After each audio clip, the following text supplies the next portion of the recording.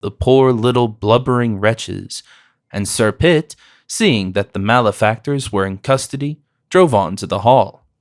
All the servants were ready to meet us, and here, my dear, I was interrupted last night by a dreadful thumping at my door. And who do you think it was? Sir Pitt Crawley, in his nightcap and dressing gown, such a figure.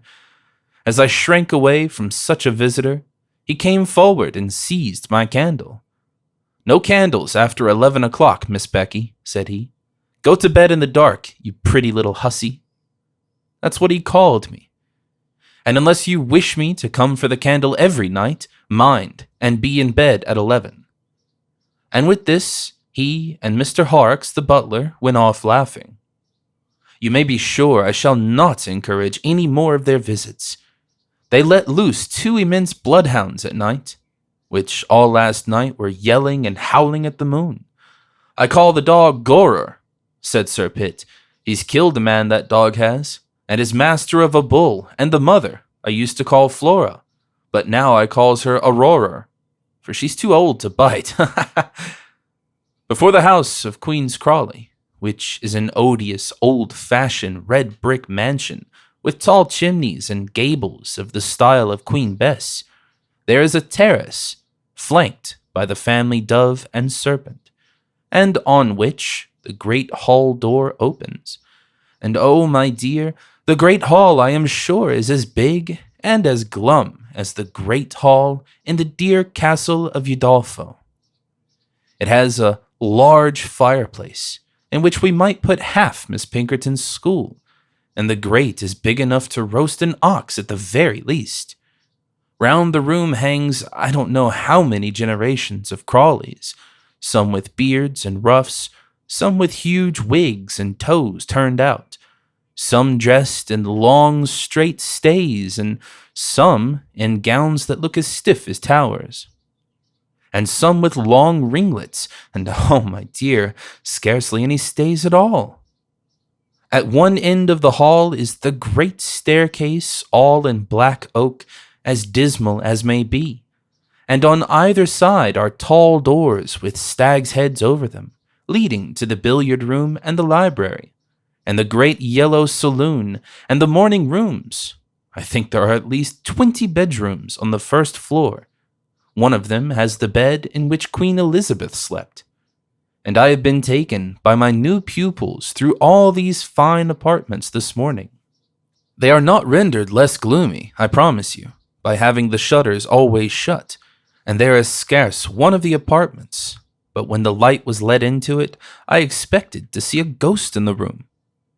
We have a schoolroom on the second floor, with my bedroom leading into it on one side, and that of the young ladies on the other. Then there are Mr. Pitt's apartments, Mr. Crawley, he is called, the eldest son, and Mr. Rawdon Crawley's rooms. He's an officer, like somebody, and away with his regiment. There is no want of room, I assure you. You might lodge all the people in Russell Square in the house, I think, and have space to spare. Half an hour after our arrival, the great dinner bell was rung, and I came down with my 2 pupils. They are very thin, insignificant little chits of 10 and 8 years old. I came down in your dear muslin gown, about which that odious Mrs. Penner was so rude because you gave it to me. For I am to be treated as one of the family, except on company days, when the young ladies and I are to dine upstairs. Well, the great dinner bell rang, and we all assembled in the little drawing room where Lady Crawley sits. She is the second Lady Crawley, and the mother of the young ladies. She was an ironmonger's daughter, and her marriage was thought a great match. She looks as if she had been handsome once, and her eyes are always weeping for the loss of her beauty. She is pale and meager and high-shouldered, and has not a word to say for herself, evidently. Her stepson, Mr. Crawley, was likewise in the room. He was in full dress, as pompous as an undertaker. He is pale, thin, ugly, silent. He has thin legs, no chest, hay-colored whiskers, and straw-colored hair. He is the very picture of his sainted mother over the mantelpiece, Griselda of the noble house of Binkie. "This is the new governess, Mr. Crawley," said Lady Crawley, coming forward and taking my hand. "Miss Sharp." "Oh," said Mr. Crawley, and pushed his head once forward and began again to read a great pamphlet with which he was busy. "I hope you will be kind to my girls," said Lady Crawley, with her pink eyes always full of tears. "Law, ma, of course she will," said the eldest, and I saw at a glance that I need not be afraid of that woman. "My lady is served," says the butler in black, in an immense white shirt frill that looked as if it had been one of Queen Elizabeth's ruffs depicted in the hall. And so, taking Mr. Crawley's arm, she led the way to the dining room, whither I followed with my little pupils in each hand. Sir Pitt was already in the room with a silver jug. He had just been to the cellar, and was in full dress too. That is, he had taken his gaiters off, and showed his little dumpy legs in black worsted stockings. The sideboard was covered with glistening old plate, old cups, both gold and silver, old salvers and cruet stands, like Rundell and Bridges' shop. Everything on the table was in silver too, and 2 footmen, with red hair and canary-colored liveries, stood on either side of the sideboard. Mr. Crawley said a long grace, and Sir Pitt said amen, and the great silver dish covers were removed. "What have we for dinner, Betsy?" said the baronet. "Mutton broth, I believe, Sir Pitt," answered Lady Crawley. "Mouton en Auvergne," added the butler gravely.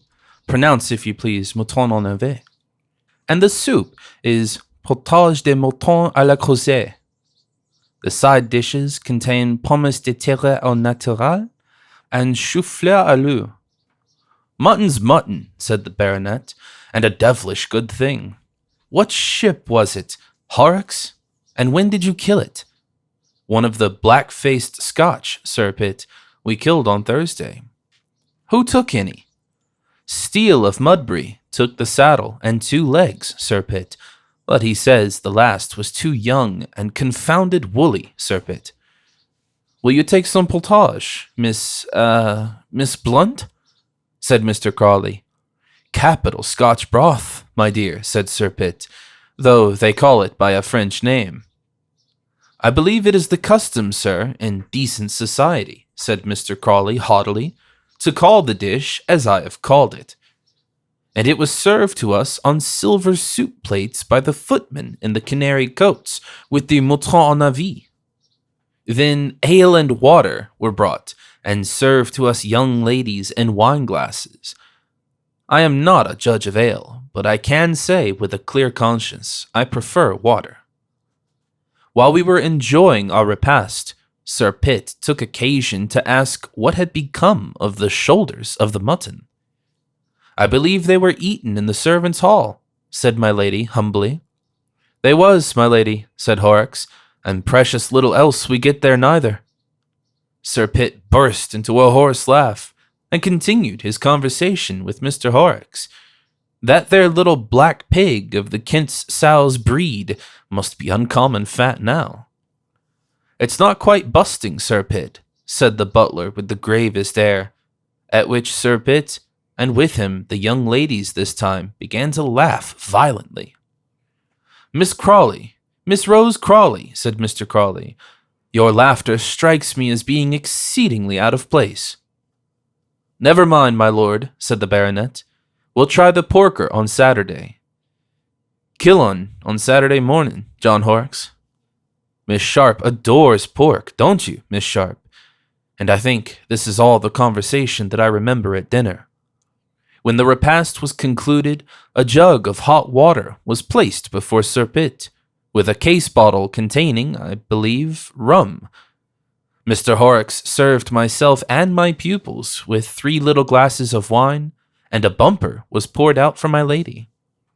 When we retired, she took from her work drawer an enormous, interminable piece of knitting, The young ladies began to play at cribbage with a dirty pack of cards.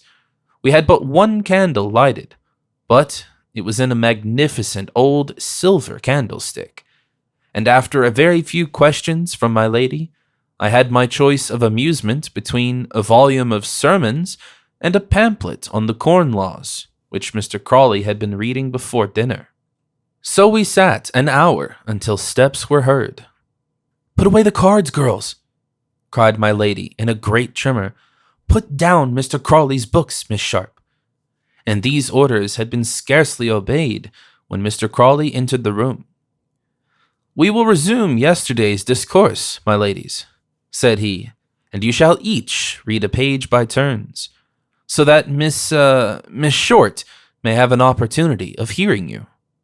And the poor girls began to spell a long, dismal sermon delivered at Bethesda Chapel, Liverpool, on behalf of the Mission for the Chickasaw Indians.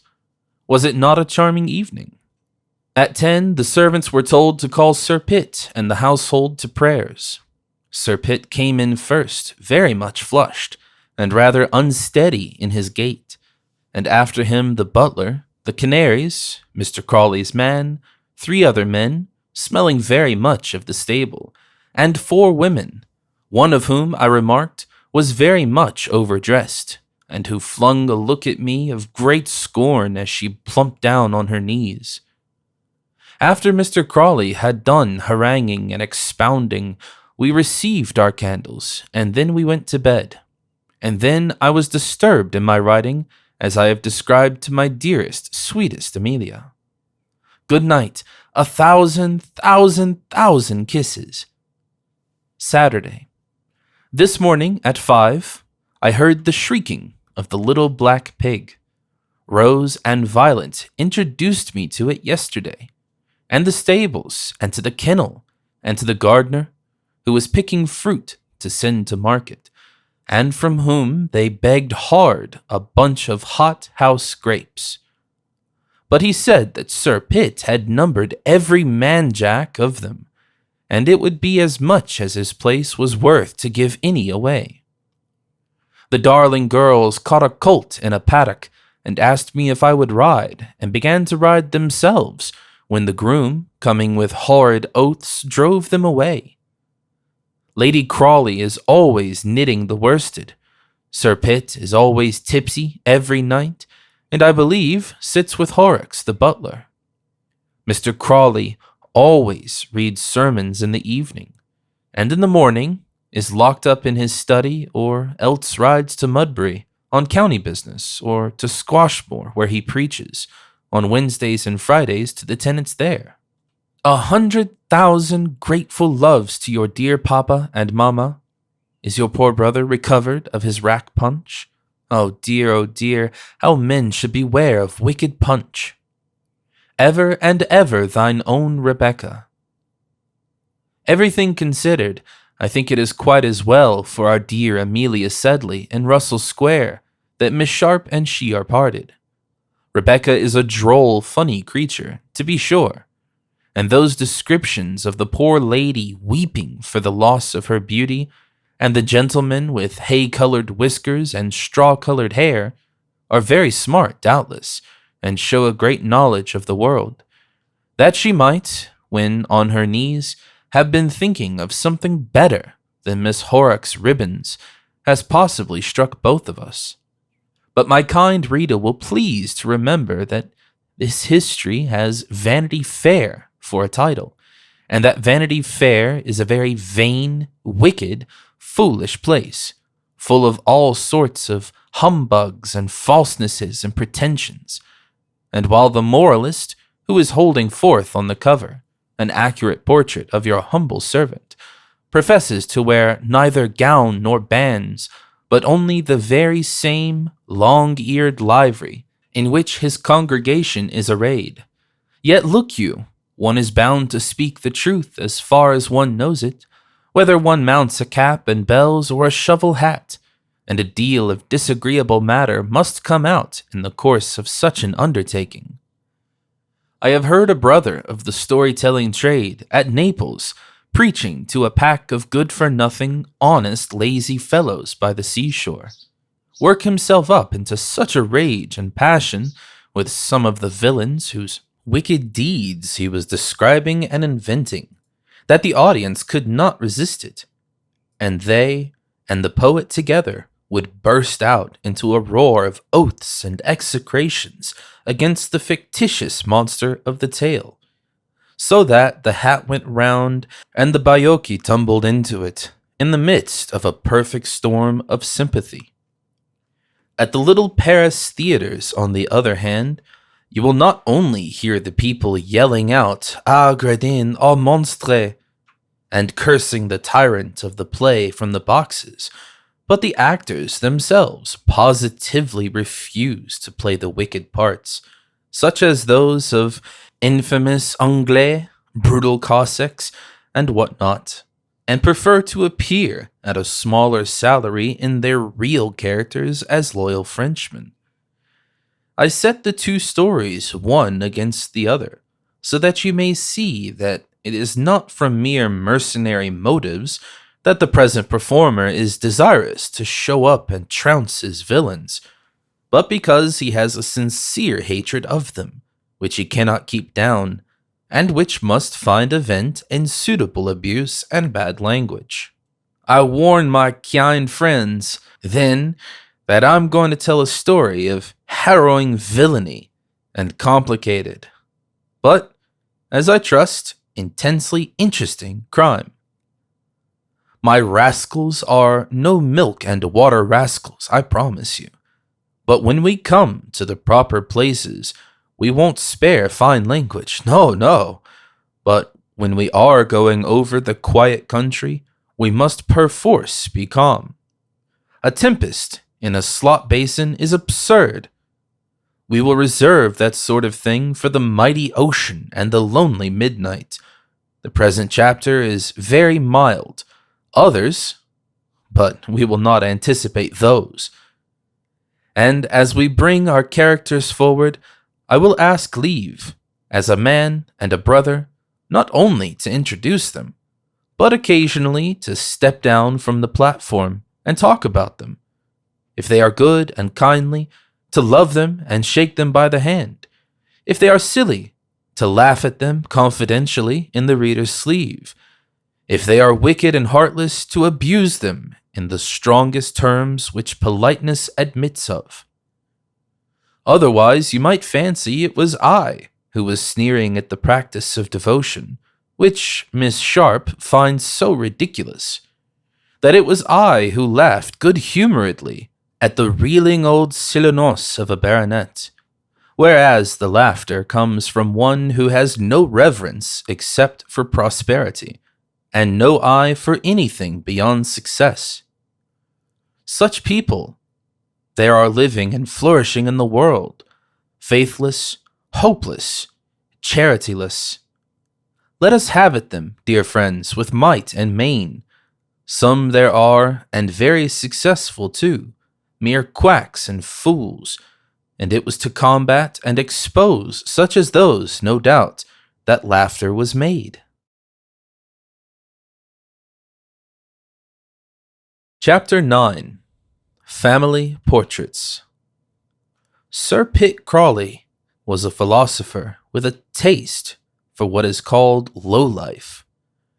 His first marriage with the daughter of the noble Binkie had been made under the auspices of his parents, and as he often told Lady Crawley in her lifetime, she was such a confounded, quarrelsome, high-bred jade that when she died he was hanged if he would ever take another of her sort.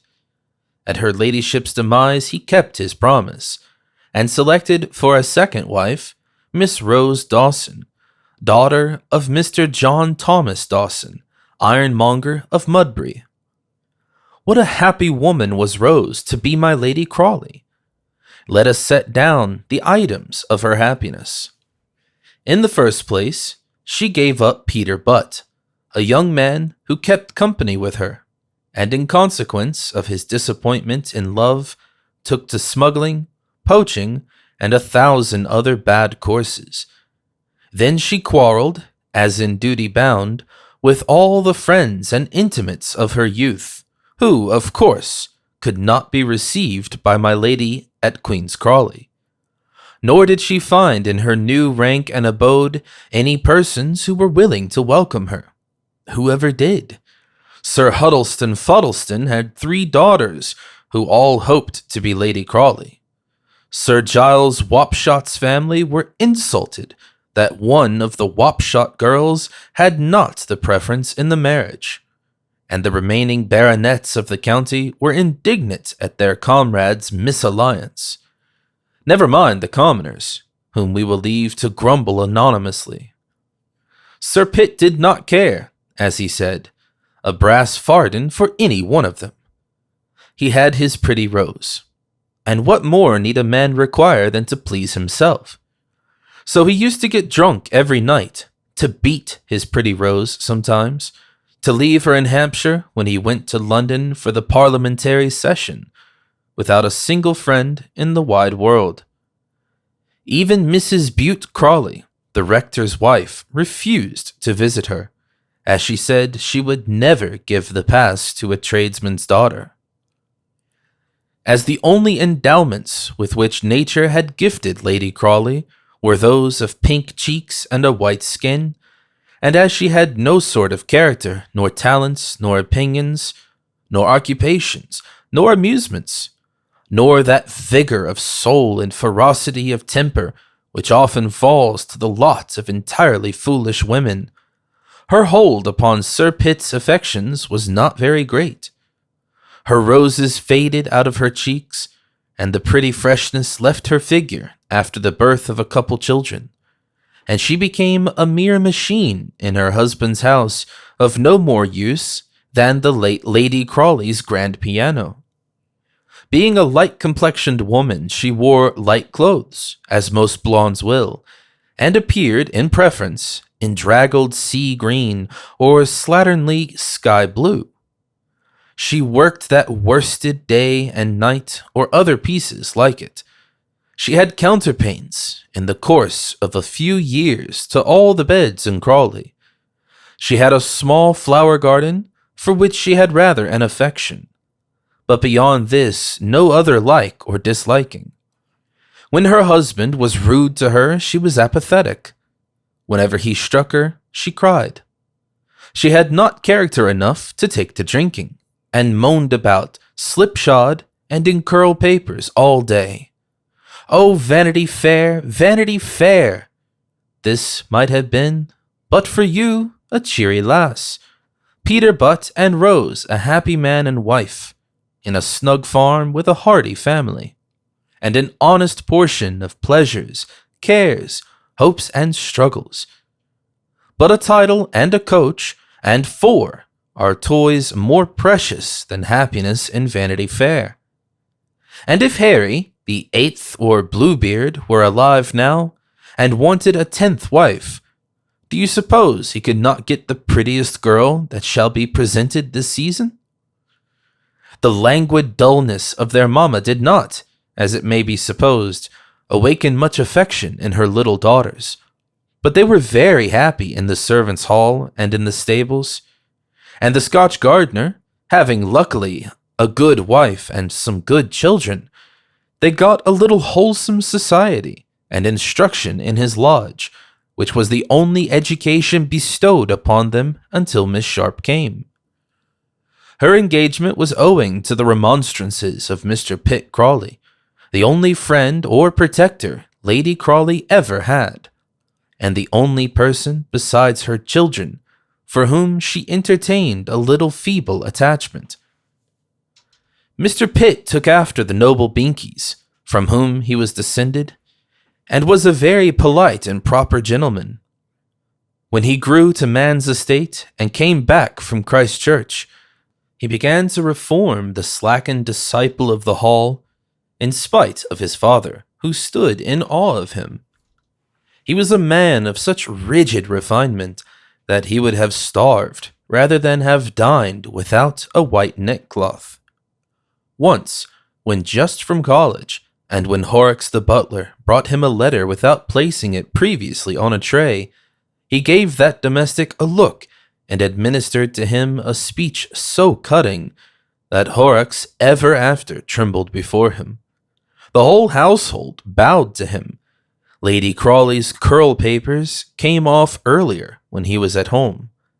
Sir Pitt's muddy gaiters disappeared, and if that incorrigible old man still adhered to other old habits, he never fuddled himself with rum and water in his son's presence, and only talked to his servants in a very reserved and polite manner. And those persons remarked that Sir Pitt never swore at Lady Crawley while his son was in the room. It was he who taught the butler to say, "My lady is served," and who insisted on handing her ladyship in to dinner. He seldom spoke to her, but when he did, it was with the most powerful respect, and he never let her quit the apartment without rising in the most stately manner to open the door, and making an elegant bow at her egress. At Eton he was called Miss Crawley, and there, I am sorry to say, his younger brother Rawdon used to lick him violently. But though his parts were not brilliant, he made up for his lack of talent by meritorious industry, and was never known, during 8 years at school, to be subject to that punishment which is generally thought none but a cherub can escape. At college, his career was of course highly creditable, and here he prepared himself for public life, into which he was to be introduced by the patronage of his grandfather, Lord Binkie, by studying the ancient and modern orators with great assiduity, and by speaking unceasingly at the debating societies. But though he had a fine flux of words, and delivered his little voice with great pomposity and pleasure to himself, and never advanced any sentiment or opinion which was not perfectly trite and stale, and supported by a Latin quotation, yet he failed somehow in spite of a mediocrity which ought to have ensured any man a success. He did not even get the prize poem, which all his friends said he was sure of. After leaving college, he became private secretary to Lord Binkie, and was then appointed attaché to the legation at Pumpernickel, which post he filled with perfect honor, and brought home dispatches, consisting of Strasbourg pie, to the foreign minister of the day. After remaining 10 years attaché, several years after the lamented Lord Binkie's demise, and finding the advancement slow, he at length gave up the diplomatic service in some disgust and began to turn country gentleman. He wrote a pamphlet on malt on returning to England, for he was an ambitious man and always liked to be before the public, and took a strong part in the Negro emancipation question. Then he became a friend of Mr. Wilberforce's, whose politics he admired, and had that famous correspondence with the Reverend Silas Hornblower on the Ashanti Mission. He was in London, if not for the Parliament session, at least in May for the religious meetings. In the country, he was a magistrate, and an active visitor and speaker among those destitute of religious instruction. He was said to be paying his addresses to Lady Jane Sheepshanks, Lord Southden's third daughter, and whose sister, Lady Emily, wrote those sweet tracts, The Sailor's True Binnacle, and The Apple Woman of Finchley Common. Miss Sharp's accounts of his employment at Queen's Crawley were not caricatures. He subjected the servants there to be the devotional exercises before mentioned, in which, and so much the better, he brought his father to join.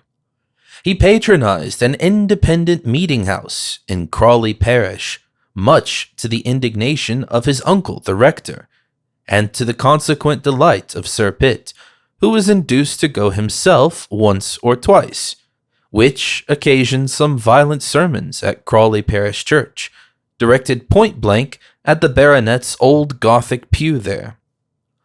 Honest Sir Pitt, however, did not feel the force of these discourses, as he always took his nap during the sermon time. Mr. Crawley was very earnest, for the good of the nation and of the Christian world, that the old gentleman should yield him up his place in Parliament, but this the elder constantly refused to do. Both were of course too prudent to give up the 1,500 a year, which was brought in by the second seat, at this period filled by Mr. Quadroon, with carte blanche on the slave question. Indeed, the family estate was much embarrassed, and the income drawn from the borough was of great use to the house of Queen's Crawley. It had never recovered the heavy fine imposed upon Walpole Crawley, first baronet, for peculation in the tape and sealing wax office. Sir Walpole was a jolly fellow, eager to seize and to spend money. Aliene appetens sui profusus, as Mr. Crawley would remark with a sigh, and in his day beloved by all the county for the constant drunkenness and hospitality which was maintained at Queen's Crawley. The cellars were filled with Burgundy then, the kennels with hounds, and the stables with gallant hunters. Now such horses as Queen's Crawley possessed went to plough, or ran off in the Trafalgar coach, and it was with a team of those very horses, on an off day, that Miss Sharp was brought to the hall. For bore as she was, Sir Pitt was a stickler for his dignity while at home, and seldom drove out but with 4 horses, and though he dined off boiled mutton, had always 3 footmen to serve it. If mere parsimony could have made a man rich, Sir Pitt Crawley might have become very wealthy. If he had been an attorney in a country town with no capital but his brains, it is very possible that he would have turned them to good account, and might have achieved for himself a very considerable influence and competency.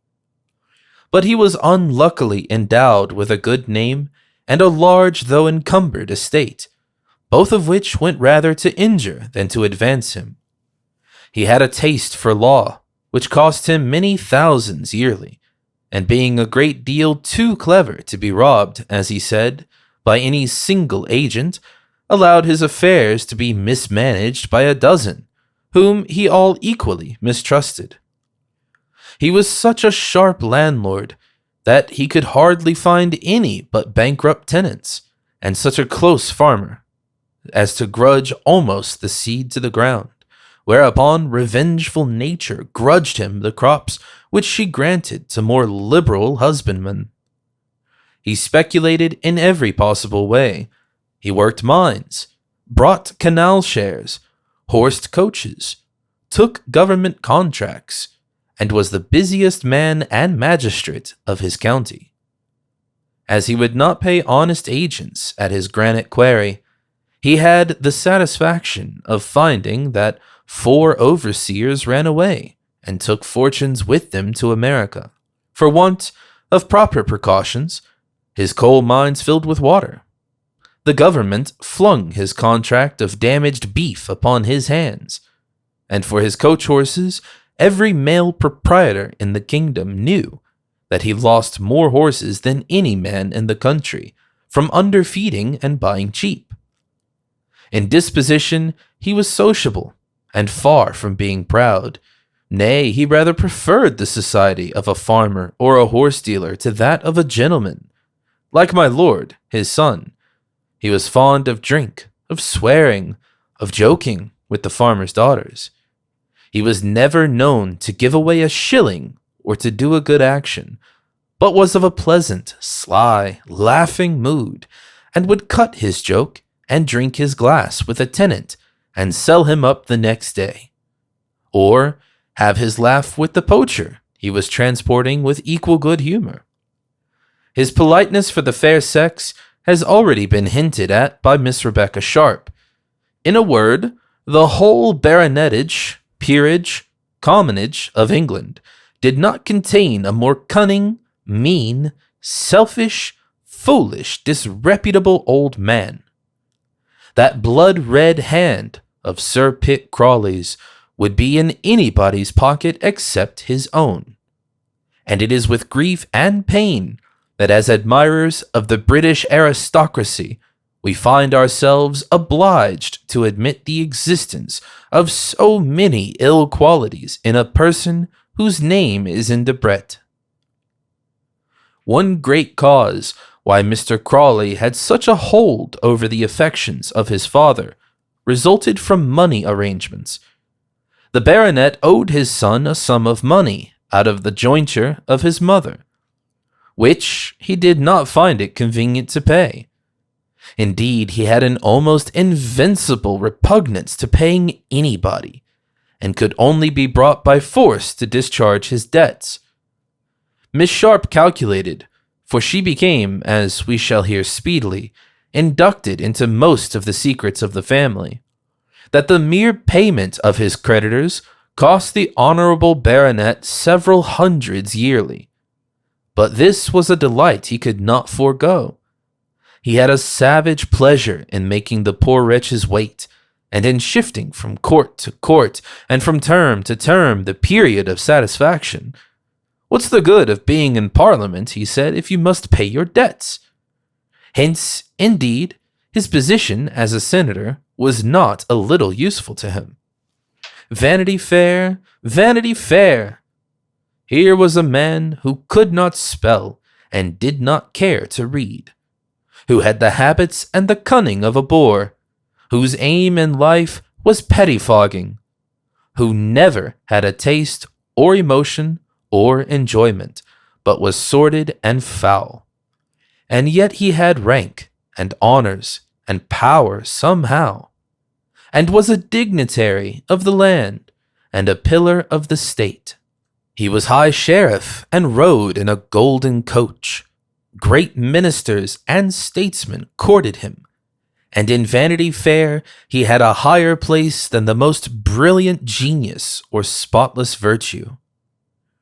Sir Pitt had an unmarried half-sister who inherited her mother's large fortune, and though the baronet proposed to borrow this money of her on mortgage, Miss Crawley declined the offer and preferred the security of the funds. She had signified, however, her intention of leaving her inheritance between Sir Pitt's second son and the family at the rectory, and had once or twice paid the debts of Rawdon Crawley in his career at college and in the army. Miss Crawley was, in consequence, an object of great respect when she came to Queen's Crawley, for she had a balance at her banker's which would have made her beloved anywhere. What a dignity it gives an old lady, that balance at the banker's! How tenderly we look at her faults, if she is a relative, and may every reader have a score of such. What a kind, good-natured old creature we find her! How the junior partner of Hobbs and Dobbs leads her smiling to the carriage with the lozenge upon it, and the fat, wheezy coachman. How, when she comes to pay us a visit, we generally find an opportunity to let our friends know her station in the world. We say, and with perfect truth, I wish I had Miss MacWhirter's signature to a check for £5,000. She wouldn't miss it, says your wife. She is my aunt, say you, in an easy, careless way, when your friend asks if Miss MacWhirter is any relative. Your wife is perpetually sending her little testimonies of affection. Your little girls work endless worsted baskets, cushions, and footstools for her. What a good fire there is in her room when she comes to pay you a visit, although your wife laces her stays without one.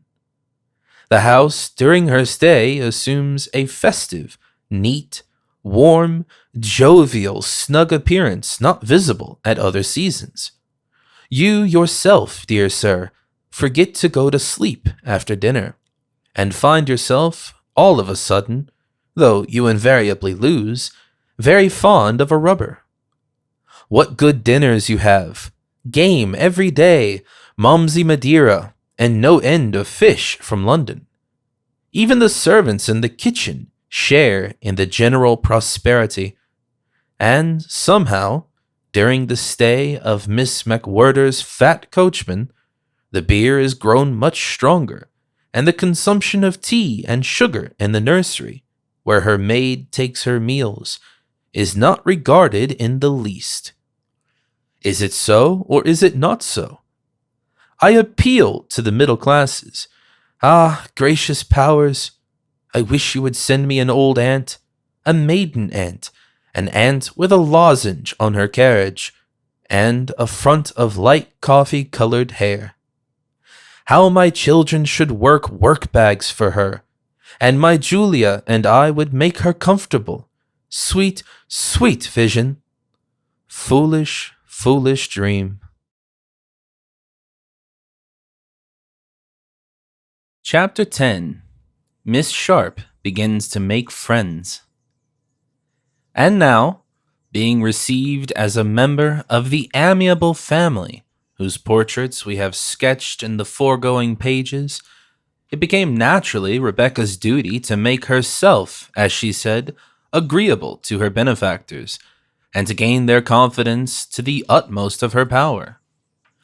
Who can but admire this quality of gratitude in an unprotected orphan? And if there entered some degree of selfishness into her calculations, who can say but that her prudence was perfectly justifiable? I am alone in the world, said the friendless girl. I have nothing to look for but what my own labor can bring me. And while that little pink-faced chit Amelia, with not half my sense, has 10,000 pounds and an establishment secure, poor Rebecca, and my figure is far better than hers, has only herself and her own wits to trust to. Well, let us see if my wits cannot provide me with an honorable maintenance, and if some day or the other I cannot show Miss Amelia my real superiority over her. Not that I dislike poor Amelia. Who can dislike such a harmless, good-natured creature? Only it will be a fine day when I can take my place above her in the world, as why, indeed, should I not? Thus it was that our little romantic friend formed visions of the future for herself. Nor must we be scandalized that, in all her castles in the air, a husband was the principal inhabitant. Of what else have young ladies to think but husbands? Of what else do their dear mammas think? I must be my own mamma, said Rebecca, not without a tingling consciousness of defeat, as she thought over her little misadventure with Joe Sedley. So she wisely determined to render her position with the Queen's Crawley family comfortable and secure, and to this end resolved to make friends of everyone around her who could at all interfere with her comfort.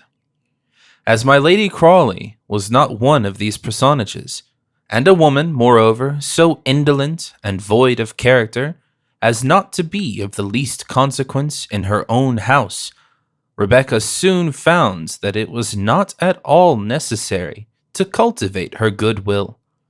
Indeed, impossible to gain it. She used to talk to her pupils about their poor mamma, and though she treated that lady with every demonstration of cool respect, it was to the rest of the family that she wisely directed the chief part of her attentions. With the young people, whose applause she thoroughly gained, her method was pretty simple. She did not pester their young brains with too much learning, but on the contrary, let them have their own way in regard to educating themselves. For what instruction is more effectual than self-instruction? The eldest was rather fond of books, and as there was in the old library at Queen's Crawley a considerable provision of works of light literature of the last century, both in the French and English languages, they had been purchased by the secretary of the tape and sealing wax office at the period of his disgrace. And as nobody ever troubled the bookshelves but herself, Rebecca was enabled agreeably, and as it were, in playing, to impart a great deal of instruction to Miss Rose Crawley. She and Miss Rose thus read together many delightful French and English works. among which may be mentioned those of the learned Dr. Smollett, of the ingenious Mr. Henry Fielding, of the graceful and fantastic Monsieur Crébillon the younger, whom our immortal poet Gray so much admired, and of the universal Monsieur de Voltaire.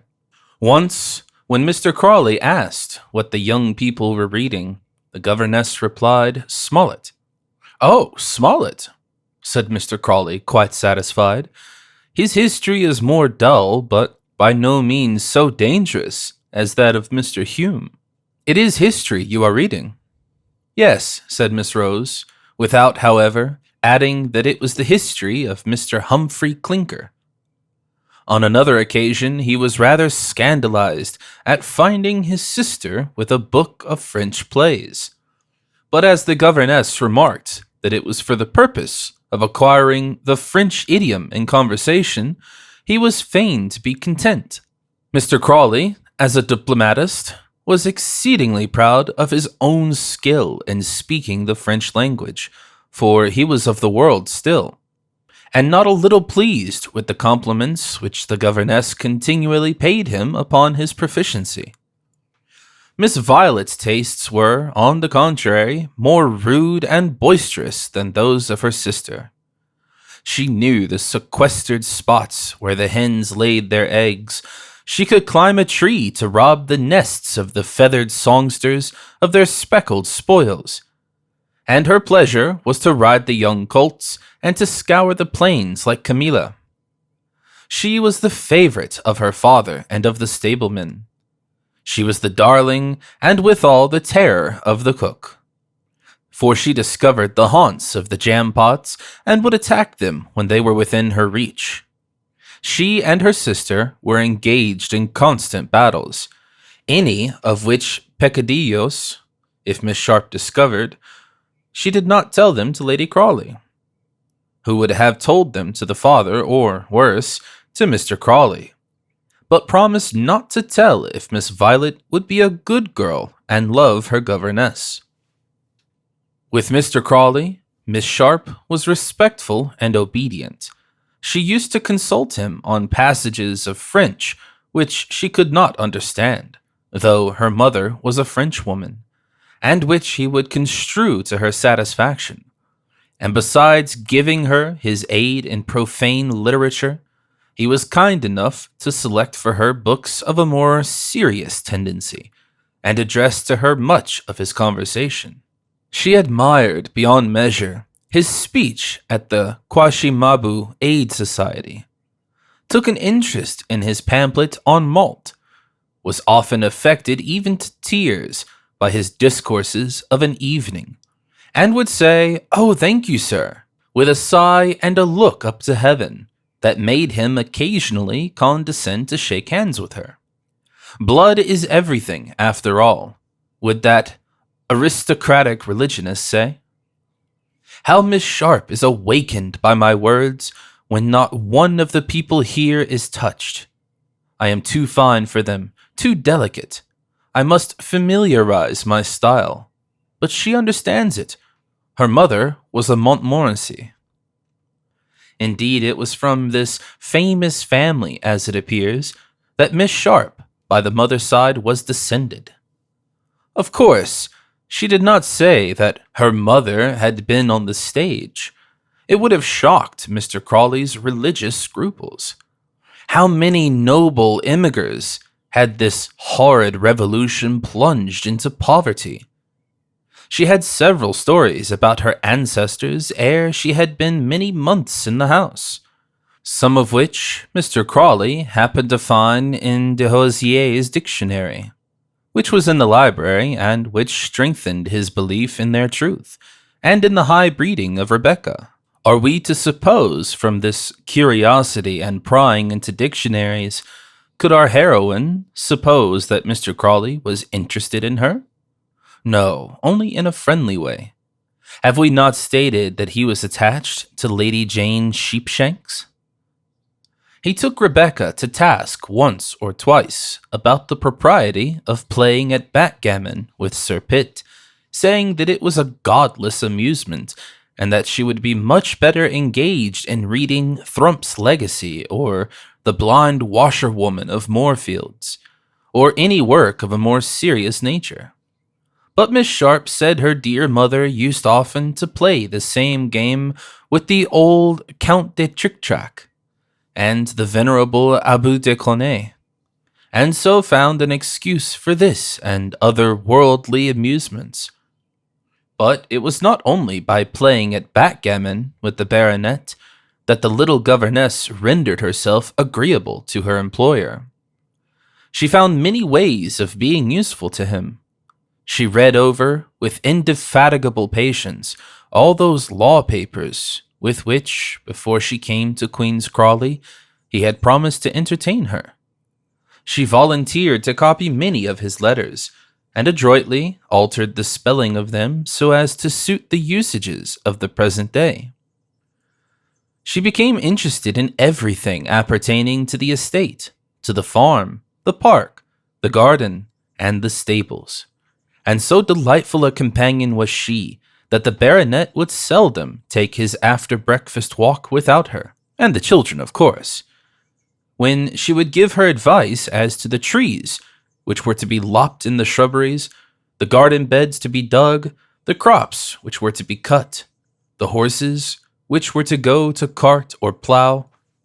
Before she had been a year at Queen's Crawley, she had quite won the baronet's confidence, and the conversation at the dinner table, which before used to be held between him and Mr. Horrocks, the butler, was now almost exclusively between Sir Pitt and Miss Sharp.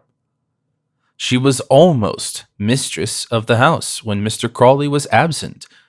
She conducted herself, in her new and exalted situation, with such circumspection and modesty as not to offend the authorities of the kitchen and stable, among whom her behavior was always exceedingly modest and affable.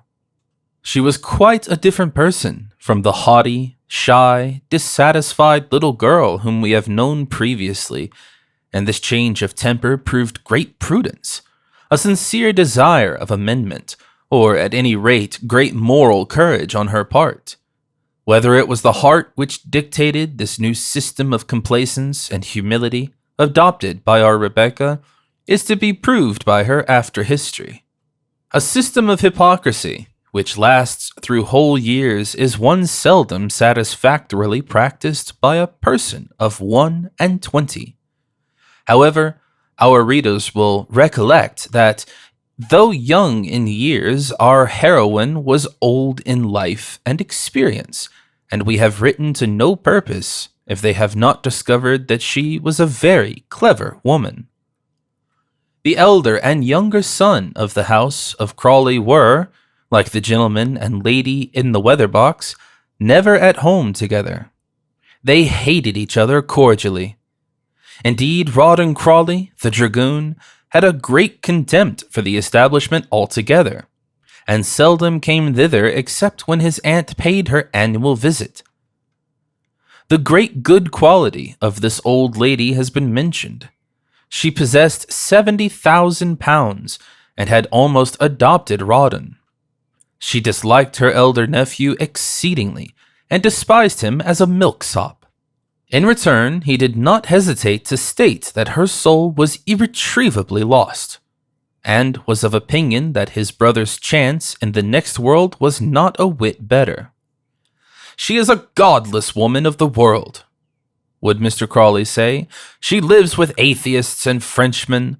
My mind shudders when I think of her awful, awful situation, and that near as she is to the grave, she should be so given up to vanity, licentiousness, profaneness, and folly." In fact, the old lady declined altogether to hear his hour's lecture of an evening, and when she came to Queen's Crawley alone, he was obliged to pretermit his usual devotional exercises. "Shut up your sermons, Pitt, when Miss Crawley comes down," said his father. "She has written to say that she won't stand the preachifying."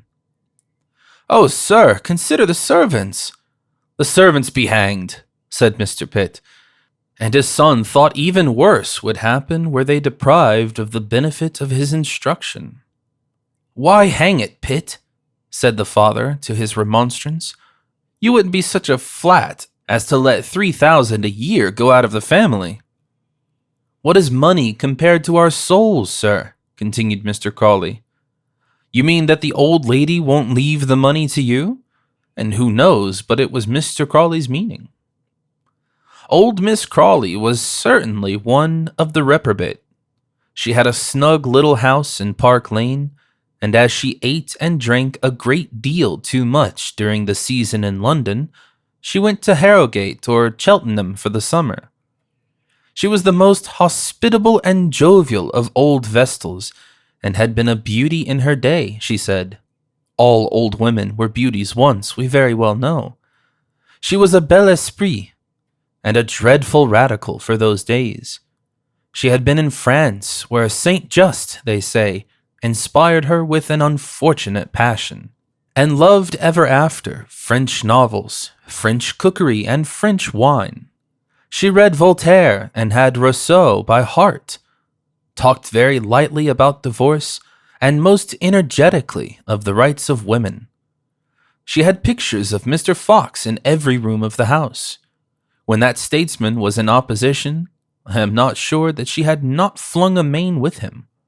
And when he came into office, she took great credit for bringing over to him Sir Pitt and his colleague for Queen's Crawley, although Sir Pitt would have come over himself without any trouble on the honest lady's part.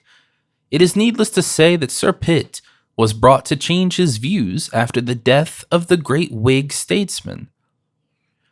This worthy old lady took a fancy to Rawdon Crawley when a boy, sent him to Cambridge, in opposition to his brother at Oxford, and when the young man was requested by the authorities of the first-named university to quit after a residence of 2 years, she bought him his commission in the Life Guards Green. A perfect and celebrated blood or dandy about town was this young officer. Boxing, rat hunting, the 5 courts, and four-in-hand driving were then the fashion of our British aristocracy. And he was an adept in all these noble sciences, and though he belonged to the household troops, who, as it was their duty to rally round the Prince Regent, had not shown their valor in foreign service yet, Rawdon Crawley had already, apropos of play, of which he was immediately fond, fought 3 bloody duels, in which he gave ample proofs of his contempt for death. And for what follows after death, would Mr. Crawley observe, throwing his gooseberry-colored eyes up to the ceiling. He was always thinking of his brother's soul, or of the souls of those who differed with him in opinion. It is a sort of comfort which many of the serious give themselves. Silly, romantic Miss Crawley, far from being horrified at the courage of her favorite, always used to pay his debts after duels, and would not listen to a word that was whispered against his morality. He will sow his wild oats, she would say, and is worth far more than that puling hypocrite of a brother of his. Chapter 11. Arcadian Simplicity. Besides these honest folks at the Hall, whose simplicity and sweet rural purity surely show the advantage of a country life over a town one, we must introduce the reader to their relatives and neighbors at the rectory, Bute Crawley and his wife. The Reverend Bute Crawley was a tall, stately, jolly, shovel-hatted man, far more popular in his county than the baronet, his brother. At college, he pulled stroke oar in the Christchurch boat, and had thrashed all the best bruisers of the town. He carried his taste for boxing and athletic exercises into private life.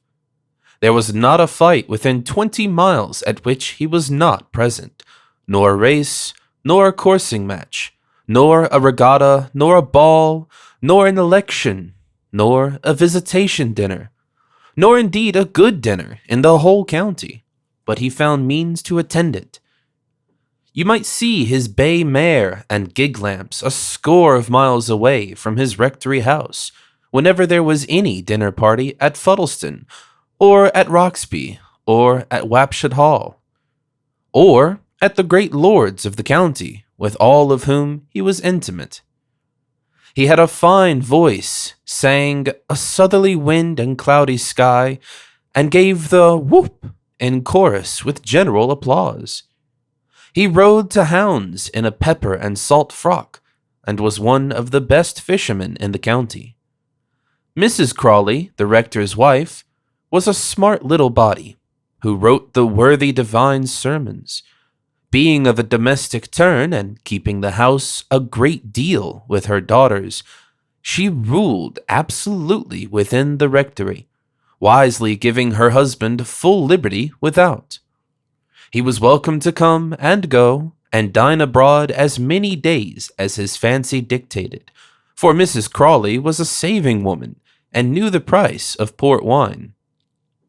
Ever since Mrs. Bute carried off the young rector of Queen's Crawley, she was of a good family, daughter of the late Lieutenant Colonel Hector McTavish, and she and her mother played for Bute and won him at Harrogate. She had been a prudent and thrifty wife to him. In spite of her care, however, he was always in debt. It took him at least 10 years to pay off his college bills contracted during his father's lifetime. In the year 1790-something, when he was just clear of these encumbrances, he gave the odds of 100 to 1 in 20s against Kangaroo, who won the Derby. The rector was obliged to take up the money at a ruinous interest, and had been struggling ever since. His sister helped him with 100 now and then, but, of course, his great hope was in her death, when, hang it, as he would say, Matilda must leave me half her money. So that the baronet and his brother had every reason which two brothers possibly can have for being by the ears. Sir Pitt had had the better of Bute in innumerable family transactions. Young Pitt not only did not hunt, but set up a meeting house under his uncle's very nose. Rawdon, it was known, was to come in for the bulk of Miss Crawley's property. These money transactions, these speculations in life and death, these silent battles for reversionary spoil, make brothers very loving towards each other in Vanity Fair. I, for my part, have known a £5 note to interpose and knock up a half-century's attachment between two brethren, and can't but admire, as I think, what a fine and durable thing love is among worldly people. It cannot be supposed that the arrival of such a personage as Rebecca at Queen's Crawley, and her gradual establishment in the good graces of all people there, could be unremarked by Mrs. Bute Crawley. Mrs. Bute, who knew how many days the sirloin of beef lasted at the hall, how much linen was got ready at the great wash, how many peaches were on the south wall, how many doses her ladyship took when she was ill. For such points are matters of intense interest to certain persons in the country. Mrs. Bute, I say, could not pass over the hall governess without making every inquiry respecting her history and character. There was always the best understanding between the servants at the rectory and the hall. There was always a good glass of ale in the kitchen of the former place for the hall people, whose ordinary drink was very small, and indeed the rector's lady knew exactly how much malt went to every barrel of hall beer. Ties of relationship existed between the hall and rectory domestics, as between their masters, and through these channels each family was perfectly well acquainted with the doings of the other. That, by the way, may be set down as a general remark. When you and your brother are friends, his doings are indifferent to you. When you have quarreled, all his outgoings and incomings you know, as if you were his spy. Very soon then, after her arrival, Rebecca began to take a regular place in Mrs. Crawley's bulletin from the hall. It was to this effect: the black porkers killed, weighed X stone, salted the sides, pig's pudding, and leg of pork for dinner. Mr. Cramp from Mudbury, over with Sir Pitt about putting John Blackmore in jail. Mr. Pitt at meeting, with all the names of the people who attended. My lady as usual, the young ladies with the governess. Then the report would come, the new governess be a rare manager. Sir Pitt be very sweet on her. Mr. Crawley, too. He be readin' tracts to her. What an abandoned wretch, said little, eager, active, black-faced Mrs. Bute Crawley. Finally, the reports were that the governess had come round everybody, wrote Sir Pitt's letters, did his business and managed his accounts, had the upper hand of the whole house, my lady, Mr. Crawley, the girls, and all. At which Mrs. Crawley declared she was an artful hussy, and had some dreadful designs in view. Thus, the doings at the hall were the great food for conversation at the rectory, and Mrs. Bute's bright eyes spied out everything that took place in the enemy's camp, everything and a great deal besides. Mrs. Bute Crawley to Miss Pinkerton, The Mall, Chiswick, Rectory, Queen's Crawley, December. My dear Madam, although it is so many years since I profited by your delightful and invaluable instructions, yet I have ever retained the fondest and most reverential regard for Miss Pinkerton and dear Chiswick. I hope your health is good. The world and the cause of education cannot afford to lose Miss Pinkerton for many, many years. When my friend, Lady Fuddleston, mentioned that her dear girls required an instructress, I am too poor to engage a governess for mine, but was I not educated at Chiswick? Who, I exclaimed, can we consult but the excellent, the incomparable Miss Pinkerton? In a word, dear madam, any ladies on your list whose services might be made available to my kind friend and neighbor. I assure you she will take no governess but of your choosing.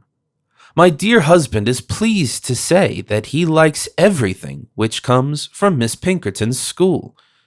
How I wish I could present him and my beloved girls to the friend of my youth, and the admired of the great lexicographer of our country. If you ever travel into Hampshire, Mr. Crawley begs me to say he hopes you will adorn our rural rectory with your presence. 'Tis the humble but happy home of your affectionate Martha Crawley. P.S. Mr. Crawley's brother, the baronet, with whom we are not, alas, upon those terms of unity in which it becomes brethren to dwell, has a governess for his little girls, who, I am told, had the good fortune to be educated at Chiswick. I hear various reports of her, and as I have had the tenderest interest in my dearest little nieces, whom I wish, in spite of family differences, to see among my own children, and as I long to be attentive to any pupil of yours, do, my dear Miss Pinkerton, tell me the history of this young lady, whom, for your sake, I am most anxious to befriend. M.C. Miss Pinkerton to Mrs. Bute Crawley, Johnson House, Chiswick, December 18th. Dear Madam, I have the honor to acknowledge your polite communication, to which I promptly reply. 'Tis most gratifying to one in my most arduous position to find that my maternal cares have elicited a responsive affection, and to recognize in the amiable Mrs. Bute Crawley, my excellent pupil of former years, the sprightly and accomplished Miss Martha McTavish. I am happy to have under my charge now the daughters of many of those who were your contemporaries at my establishment. what pleasure it would give me if your own beloved young ladies had need of my instructive superintendence. Presenting my respectful compliments to Lady Fuddlestone, I have the honor, epistolary, to introduce to her ladyship my two friends, Miss Tuffin and Miss Hawkey. Either of these young ladies is perfectly qualified to instruct in Greek, Latin, and the rudiments of Hebrew, in mathematics and history, in Spanish, French, Italian, and geography, in music, vocal and instrumental, in dancing without the aid of a master, and in the elements of natural sciences. In the use of the globes, both are proficient. In addition to these, Miss Tuffin, who is daughter of the late Reverend Thomas Tuffin, Fellow of Corpus College, Cambridge, can instruct in the Syriac language and the elements of constitutional law. But as she is only 18 years of age and of exceedingly pleasing personal appearance, perhaps this young lady may be objectionable in Sir Huddleston Fuddlestone's family. Miss Letitia Hawkey, on the other hand, is not personally well favored. She is 29, her face is much pitted with the smallpox, she has a halt in her gait, red hair, and a trifling obliquity of vision. Both ladies are endowed with every moral and religious virtue. Their terms, of course, are such as their accomplishments merit. With my most grateful respects to the Reverend Bute Crawley, I have the honor to be, dear madam, your most faithful and obedient servant, Barbara Pinkerton. P.S. The Miss Sharp, whom you mention as governess to Sir Pitt Crawley, Bart, M.P., was a pupil of mine, and I have nothing to say in her disfavor. Though her appearance is disagreeable, we cannot control the operations of nature. And though her parents were disreputable, her father being a painter, several times bankrupt, and her mother, as I have since learned, with horror, a dancer at the opera, yet her talents are considerable, and I cannot regret that I received her out of charity. My dread is lest the principles of the mother, who was presented to me as a French countess, forced to emigrate in the late revolutionary horrors, but who, as I have since found, was a person of the very lowest order and morals, should at any time prove to be hereditary in the unhappy young woman whom I took as an outcast. But her principles have hitherto been correct, I believe, and I am sure nothing will occur to injure them in the elegant and refined circle of the eminent Sir Pitt Crawley. Miss Rebecca Sharp to Miss Amelia Sedley.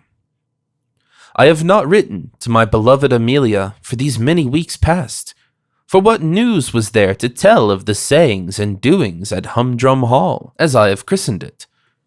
And what do you care whether the turnip crop is good or bad, whether the fat pig weighed 13 stone or 14, and whether the beasts thrive well upon mangled Wurzel? Every day since I last wrote has been like its neighbor. Before breakfast, a walk with Sir Pitt and his spud.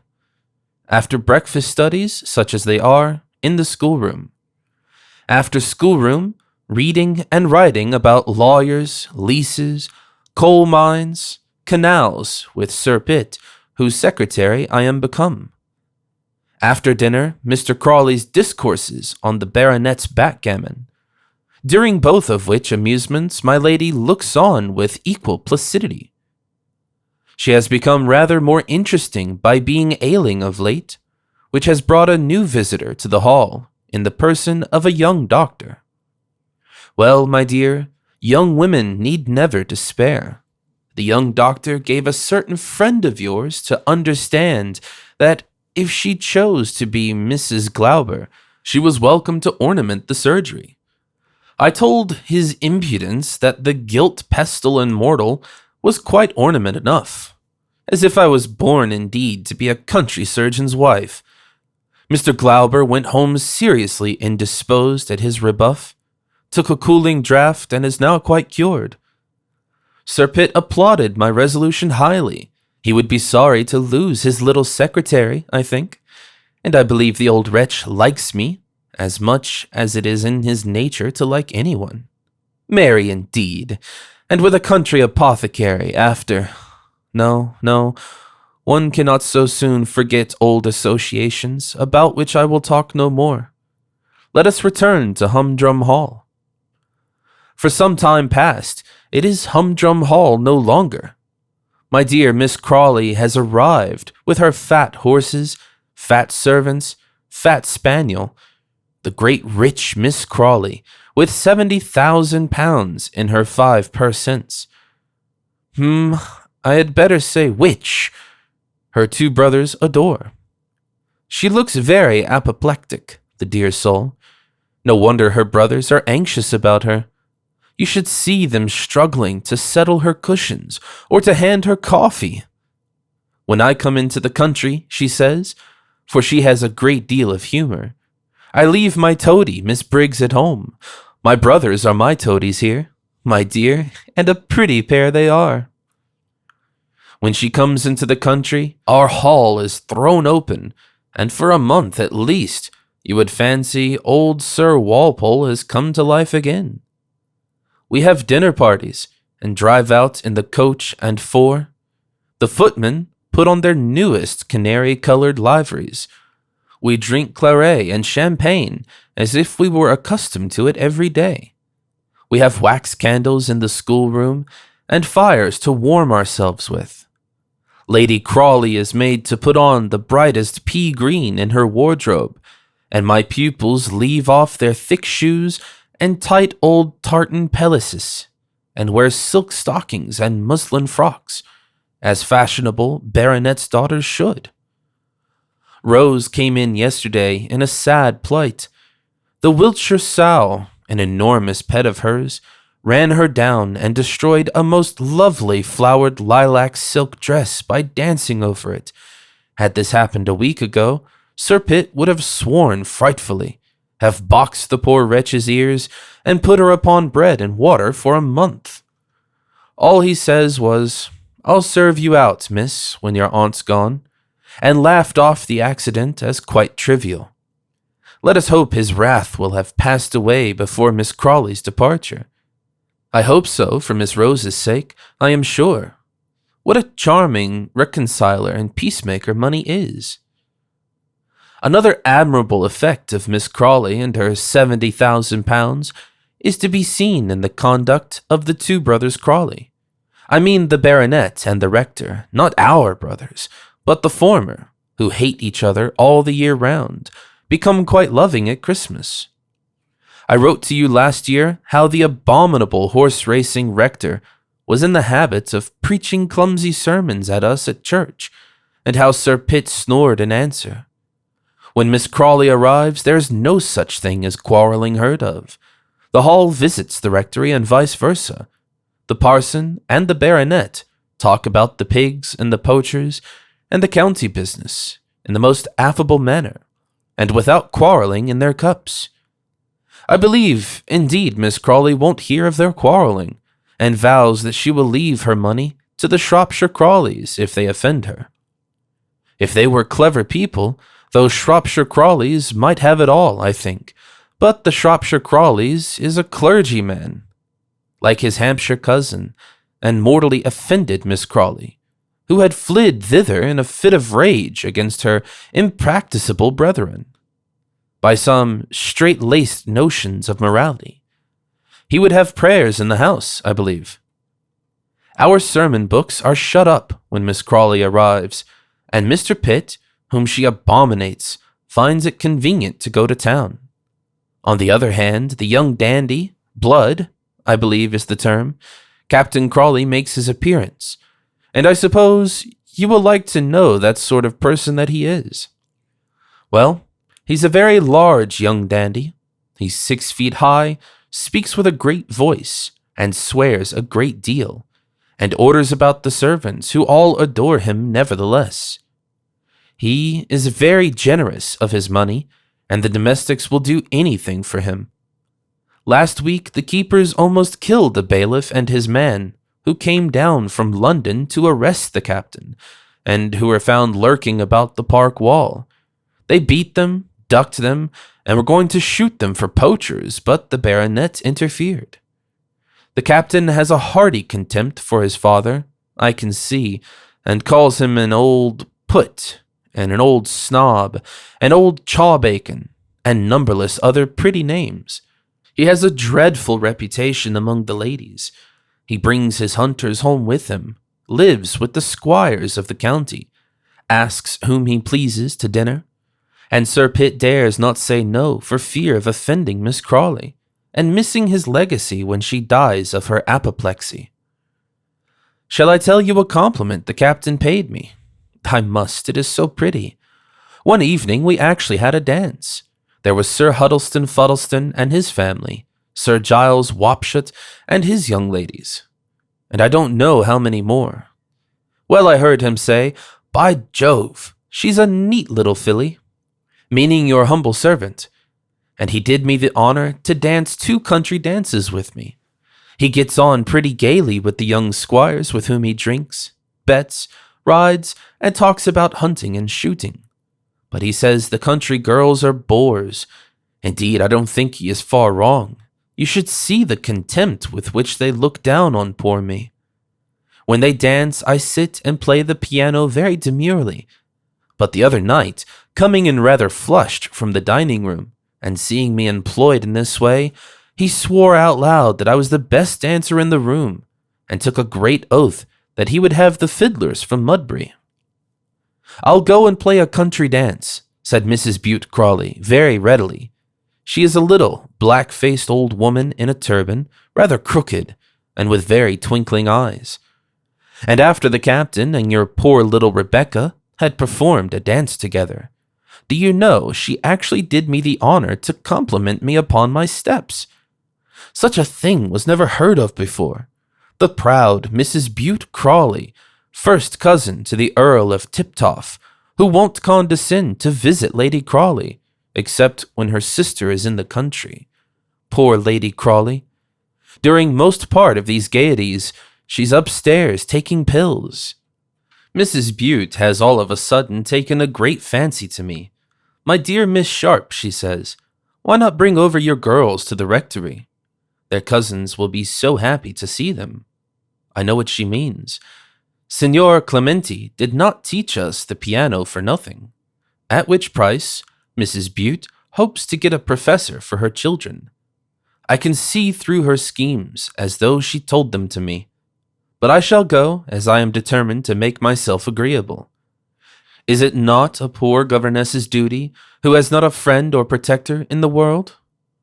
The rector's wife paid me a score of compliments about the progress my pupils made, and thought, no doubt, to touch my heart. Poor simple country soul, as if I cares a fig about my pupils. Your India muslin and your pink silk, dearest Amelia, are said to become me very well. They are a good deal worn now, but, you know, we poor girls can't afford de fraîche toilette. Happy, happy you, who have but to drive to St. James's Street, and a dear mother who will give you anything you ask. Farewell, dearest girl. Your affectionate Rebecca. P.S. I wish you could have seen the faces of the Miss Blackbrooks, Admiral Blackbrook's daughters, my dear. Fine young ladies with dresses from London, when Captain Rawdon selected poor me for a partner. When Mrs. Bute Crawley, whose artifices our ingenious Rebecca had so soon discovered, had procured from Miss Sharp the promise of a visit, she induced the all-powerful Miss Crawley to make the necessary application to Sir Pitt, and the good-natured old lady, who loved to be gay herself, and to see everyone gay and happy round about her, was quite charmed, and ready to establish a reconciliation and intimacy between her 2 brothers. It was therefore agreed that the young people of both families should visit each other frequently for the future, and the friendship of course lasted as long as the jovial old mediatrix was there to keep the peace. Why did you ask that scoundrel, Rawdon Crawley, to dine? said the rector to his lady as they were walking home through the park. "I don't want the fellow. He looks down upon us country people as so many blackamoors. He's never content unless he gets my yellow sealed wine, which costs me 10 shillings a bottle. Hang him. Besides, he's such an infernal character. He's a gambler. He's a drunkard. He's a profligate in every way. He shot a man in a duel. He's over head and ears in debt, and he's robbed me and mine of the best part of Miss Crawley's fortune. Waxy says she has him." Here the rector shook his fist at the moon with something very like an oath, and added in a melancholious tone, "Down in her will for 50,000, and there won't be above 30 to divide." "I think she's going," said the rector's wife. "She was very red in the face when we left dinner. I was obliged to unlace her." "She drank 7 glasses of champagne," said the Reverend General in a low voice, "and filthy champagne it is, too, that my brother poisons us with, but you women never know what's what." "We know nothing," said Mrs. Bute Crawley. "She drank cherry brandy after dinner," continued his reverence, "and took curacao with her coffee." "I wouldn't take a glass for £5 note. It kills me with heartburn. She can't stand it, Mrs. Crawley. She must go, flesh and blood won't bear it, and I lay 5-2 Matilda drops in a year."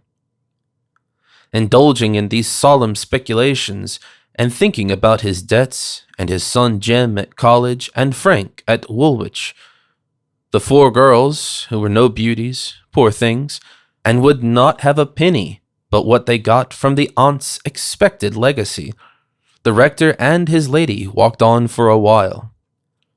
"Pitt can't be such an infernal villain as to sell the reversion of the living, and that Methodist milksop of an eldest son looks to Parliament," continued Mr. Crawley after a pause. "Sir Pitt Crawley will do anything," said the rector's wife. "We must get Miss Crawley to make him promise it to James." "Pitt will promise anything," replied the brother. "He'd promised he paid my college bills when my father died. He promised he'd build the new wing to the rectory. He promised he'd let me have Gibbs Field and the 6-acre meadow. And much he executed his promises.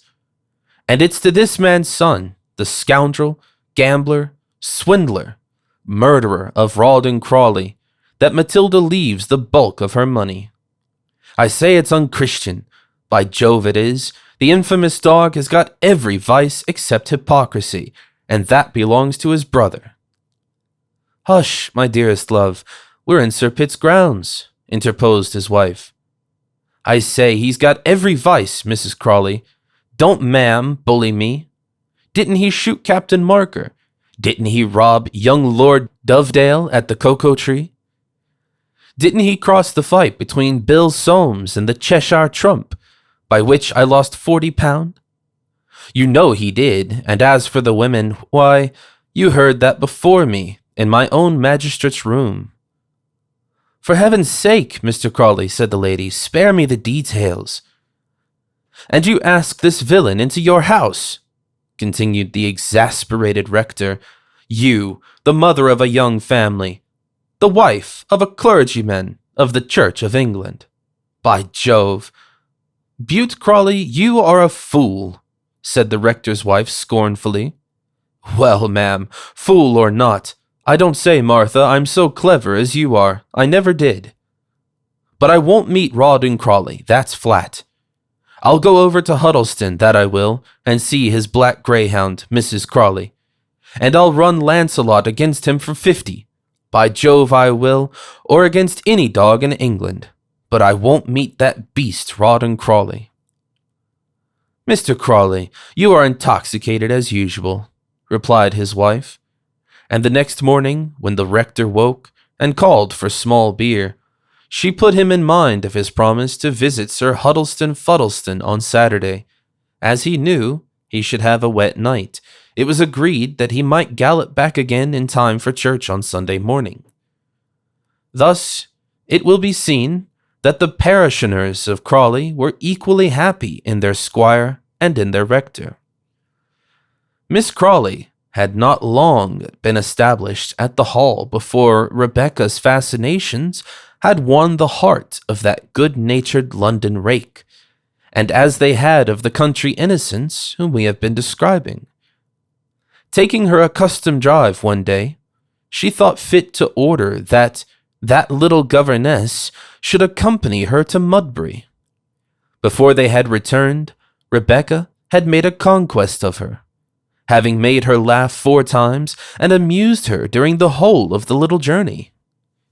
"Not let Miss Sharp dine at table," said she to Sir Pitt, who had arranged a dinner of ceremony, and asked all the neighboring baronets, "My dear creature, do you suppose I can talk about the nursery with Lady Fuddleston, or discuss justice's business with that goose, old Sir Giles Wapshot?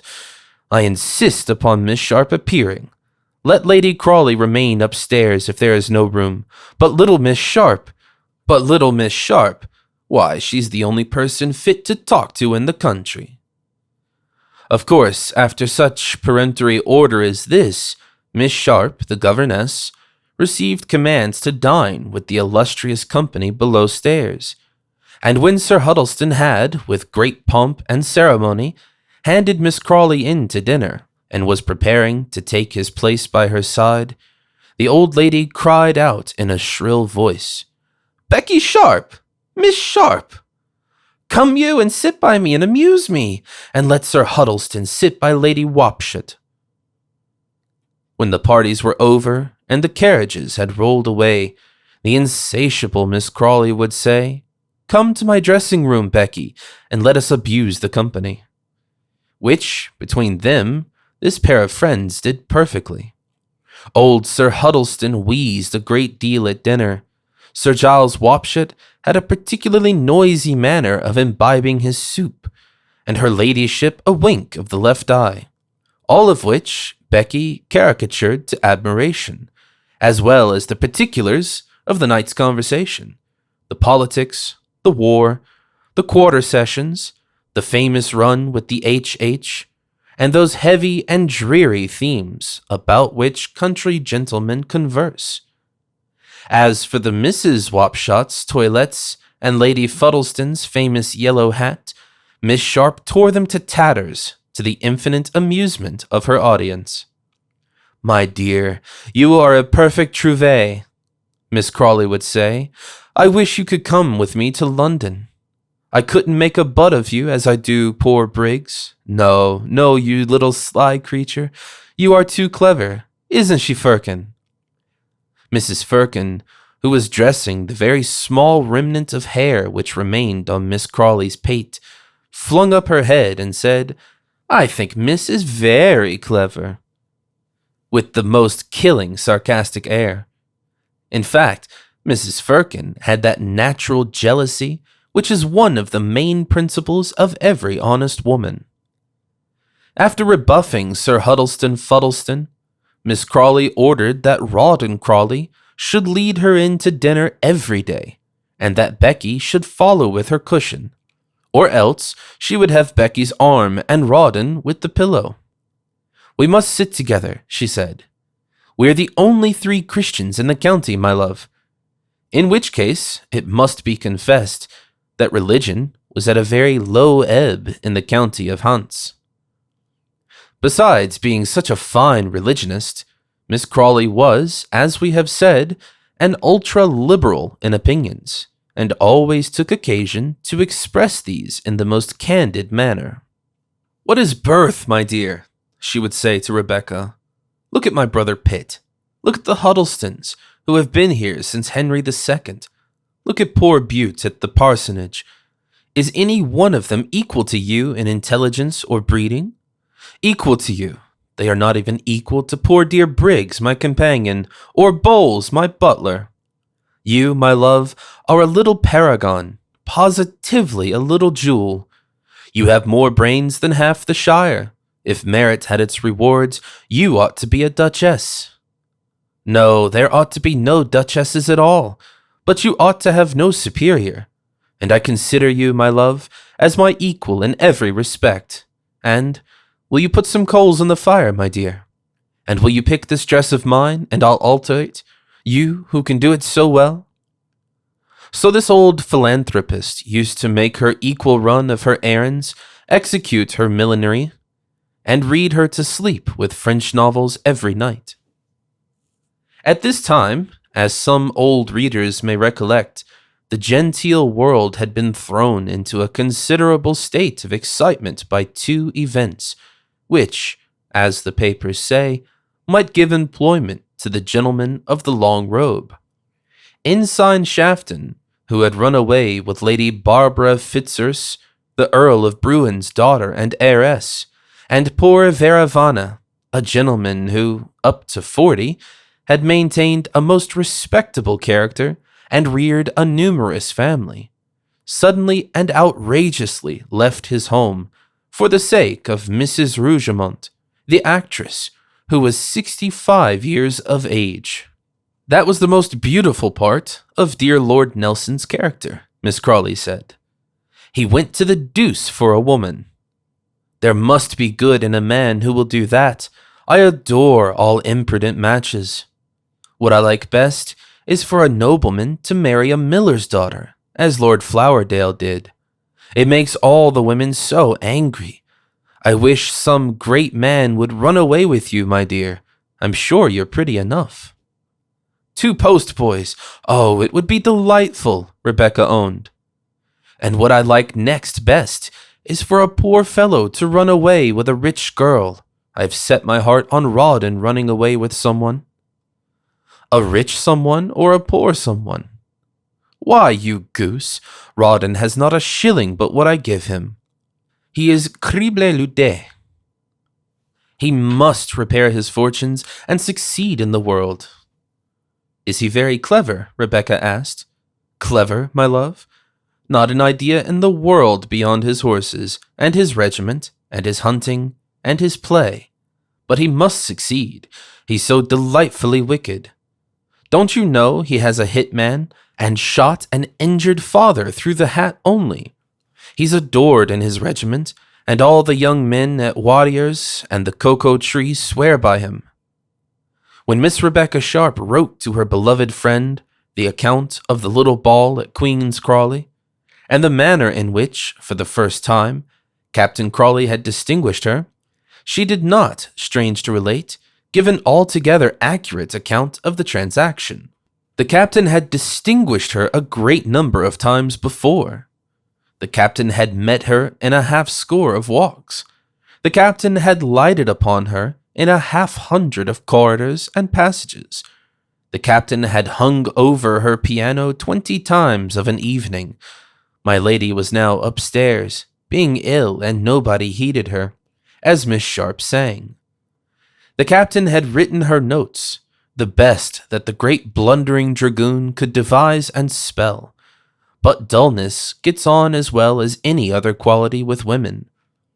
But when he put the first of the notes into the leaves of a song she was singing, the little governess, rising and looking him steadily in the face, took up the triangular missive daintily, and waved it about as if it were a cocked hat, and she, advancing to the enemy, popped the note into the fire, and made him a very low curtsy, and went back to her place, and began to sing away again more merrily than ever.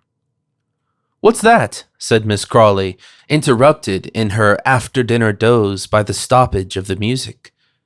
"It's a false note," Miss Sharp said with a laugh, and Rawdon Crawley fumed with rage and mortification.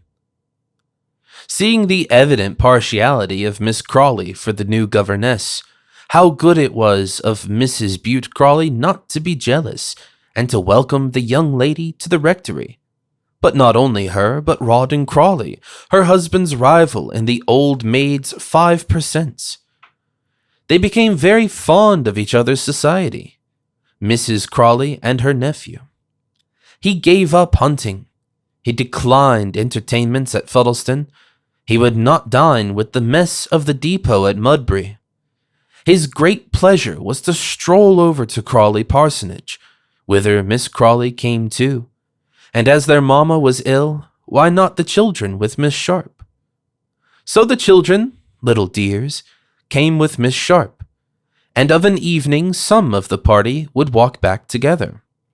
Not Miss Crawley, she preferred her carriage, but the walk over the rectory fields, and in at the little park wicket, and through the dark plantation, and up the checkered avenue to Queen's Crawley, was charming in the moonlight to two such lovers of the picturesque as Captain and Miss Rebecca. "Oh, those stars, Miss Rebecca would say, turning her twinkling green eyes up towards them. "I feel myself almost a spirit when I gaze upon them." "Oh, gad, yes, so do I exactly, Miss Sharp," the other enthusiast reply. "You don't mind my cigar, do you, Miss Sharp?" Miss Sharp loved the smell of a cigar out of doors beyond everything in the world, and she just tasted one too, in the prettiest way possible, and gave a little puff, and a little scream, and a little giggle, and restored the delicacy to the captain, who twirled his moustache, and straightway puffed it into a blaze that glowed quite red in the dark plantation, and swore, "Jove, oh, God, oh, it's the finest cigar I ever smoked in the world, For his intellect and conversation were alike brilliant and becoming to a heavy young dragoon. Old Sir Pitt, who was taking his pipe and beer, and talking to John Horrocks about a ship that was thought to be killed, espied the pair so occupied from his study window, and with dreadful oaths swore that if it wasn't for Miss Crawley, he'd take Rawdon and bundle him out of doors like a rogue as he was. "He be a bad un, sure enough," Mr. Horrocks remarked, "and his man Flethers is worse, and have made such a row in the housekeeper's room about the dinners and ale as no lord would make. But I think Miss Sharp's a match for un, Sir Pitt," he added after a pause. And so, in truth, she was, for father and son too. Chapter 12. Quite a sentimental chapter. We must now take leave of Arcadia, and those amiable people practicing the rule virtues there, and travel back to London to inquire what has become of Miss Amelia. "We don't care a fig for her," writes some unknown correspondent with a pretty little handwriting and a pink seal to her note. "She is fade and insipid," and adds some more kind remarks in this strain, which I should never have repeated at all, but that they are in truth prodigiously complimentary to the young lady whom they concern. Has the beloved reader, in his experience of society, never heard similar remarks by good-natured female friends, who always wonder what you can see in Miss Smith that is so fascinating, or what could induce Major Jones to propose for that silly, insignificant, simpering Miss Thompson, who has nothing but her wax-doll face to recommend her? What is there in a pair of pink cheeks and blue eyes, forsooth? These dear moralists ask, and hint wisely that the gifts of genius, the accomplishments of the mind, the mastery of Mangnall's questions, and a ladylike knowledge of botany and geology, the knack of making poetry, the power of rattling sonatas in the Hertz manner, and so forth, are far more valuable endowments for a female than those fugitive charms which a few years will inevitably tarnish. It is quite edifying to hear women speculate upon the worthlessness and the duration of beauty.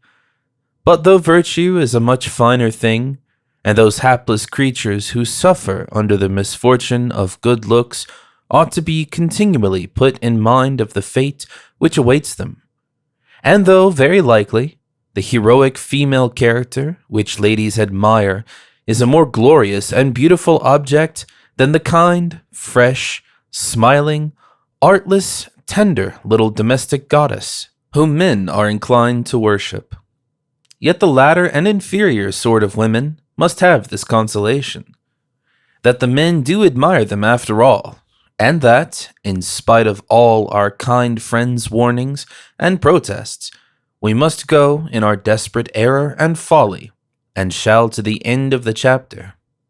Indeed, for my own part, though I have been repeatedly told by persons for whom I have the greatest respect that Miss Brown is an insignificant chit, and Mrs. White has nothing but her petit miroir chiffon, and Mrs. Black has not a word to say for herself. Yet I know that I have had the most delightful conversations with Mrs. Black. Of course, my dear madam, they are inviolable. I see all the men in a cluster round Mrs. White's chair, all the young fellows battling to dance with Miss Brown, and so I am tempted to think that to be despised by her sex is a very great compliment to a woman. The young ladies in Amelia's society did this for her very satisfactorily. For instance, there was scarcely any point upon which the Mrs. Osborne, George's sisters, and the Mesdemoiselles Dobbin agreed so well as in their estimate of her very trifling merits, and their wonder that their brothers could find any charms in her.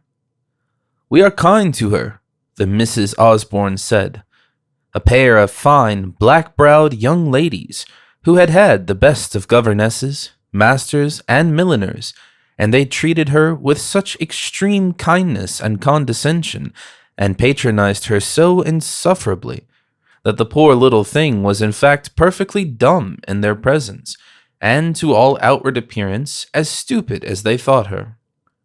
She made efforts to like them, as in duty bound, and as sisters of her future husband. She passed long mornings with them, the most dreary and serious of forenoons. She drove out solemnly in their great family coach with them, and Miss Wirt, their governess, that raw-boned vestal, they took her to the ancient concerts by way of a treat, and to the oratorio, and to St. Paul's to see the charity children, where in such terror was she of her friends, she almost did not dare be affected by the hymn the children sang. Their house was comfortable, their papa's table rich and handsome, their society solemn and genteel, their self-respect prodigious. They had the best pew at the Foundling. All their habits were pompous and orderly, and all their amusements intolerably dull and decorous. After every one of her visits, and oh, how glad she was when they were over, Miss Osborne and Miss Maria Osborne and Miss Wirt, the Vestal governess, asked each other with increased wonder, what could George find in that creature? "How is this?" some carping reader exclaims. "How is it that Amelia, who had such a number of friends at school, and was so beloved there, comes out into the world and is spurned by her discriminating sex?" My dear sir, there were no men at Miss Pinkerton's establishment except the old dancing master, and you would not have had the girls fall out about him. When George, their handsome brother, ran off directly after breakfast and dined from home half a dozen times a week, no wonder the neglected sisters felt a little vexation. When young Bullock, of the firm of Holker, Bullock & Co., bankers, Lombard Street, who had been making up to Miss Maria the last 2 seasons, actually asked Amelia to dance to Cotillon, could you expect that the former young lady should be pleased? And yet she said she was, like an artless, forgiving creature. "I'm so delighted you like dear Amelia," she said quite eagerly to Mr. Bullock after the dance. "She's engaged to my brother George. There's not much in her, but she's the best-natured and most unaffected young creature. At home we're all so fond of her." Dear girl, who can calculate the depth of affection expressed in that enthusiastic so? Miss Wirt and these 2 affectionate young women so earnestly and frequently impressed upon George Osborne's mind the enormity of the sacrifice he was making, and his romantic generosity in throwing himself away upon Amelia. That I'm not sure, but that he really thought he was one of the most deserving characters in the British Army, and gave himself up to be loved with a good deal of easy resignation. Somehow, although he left home every morning, as was stated, and dined abroad 6 days in the week, when his sisters believed the infatuated youth to be at Miss Sedley's apron strings, he was not always with Amelia, whilst the world supposed him at her feet. Certain it is that on more occasions than one, when Captain Dobbin called to look for his friend, Miss Osborne, who was very attentive to the captain, and anxious to hear his military stories, and to know about the health of his dear mamma, would laughingly point to the opposite side of the square, and say, "Oh, you must go to Sedley's to ask for George. We never see him from morning till night." At which kind of speech the captain would laugh in rather an absurd, constrained manner, and turn off the conversation, like a consummate man of the world, to some topic of general interest, such as the opera, the prince's last ball at Carlton House, or the weather, that blessing to society.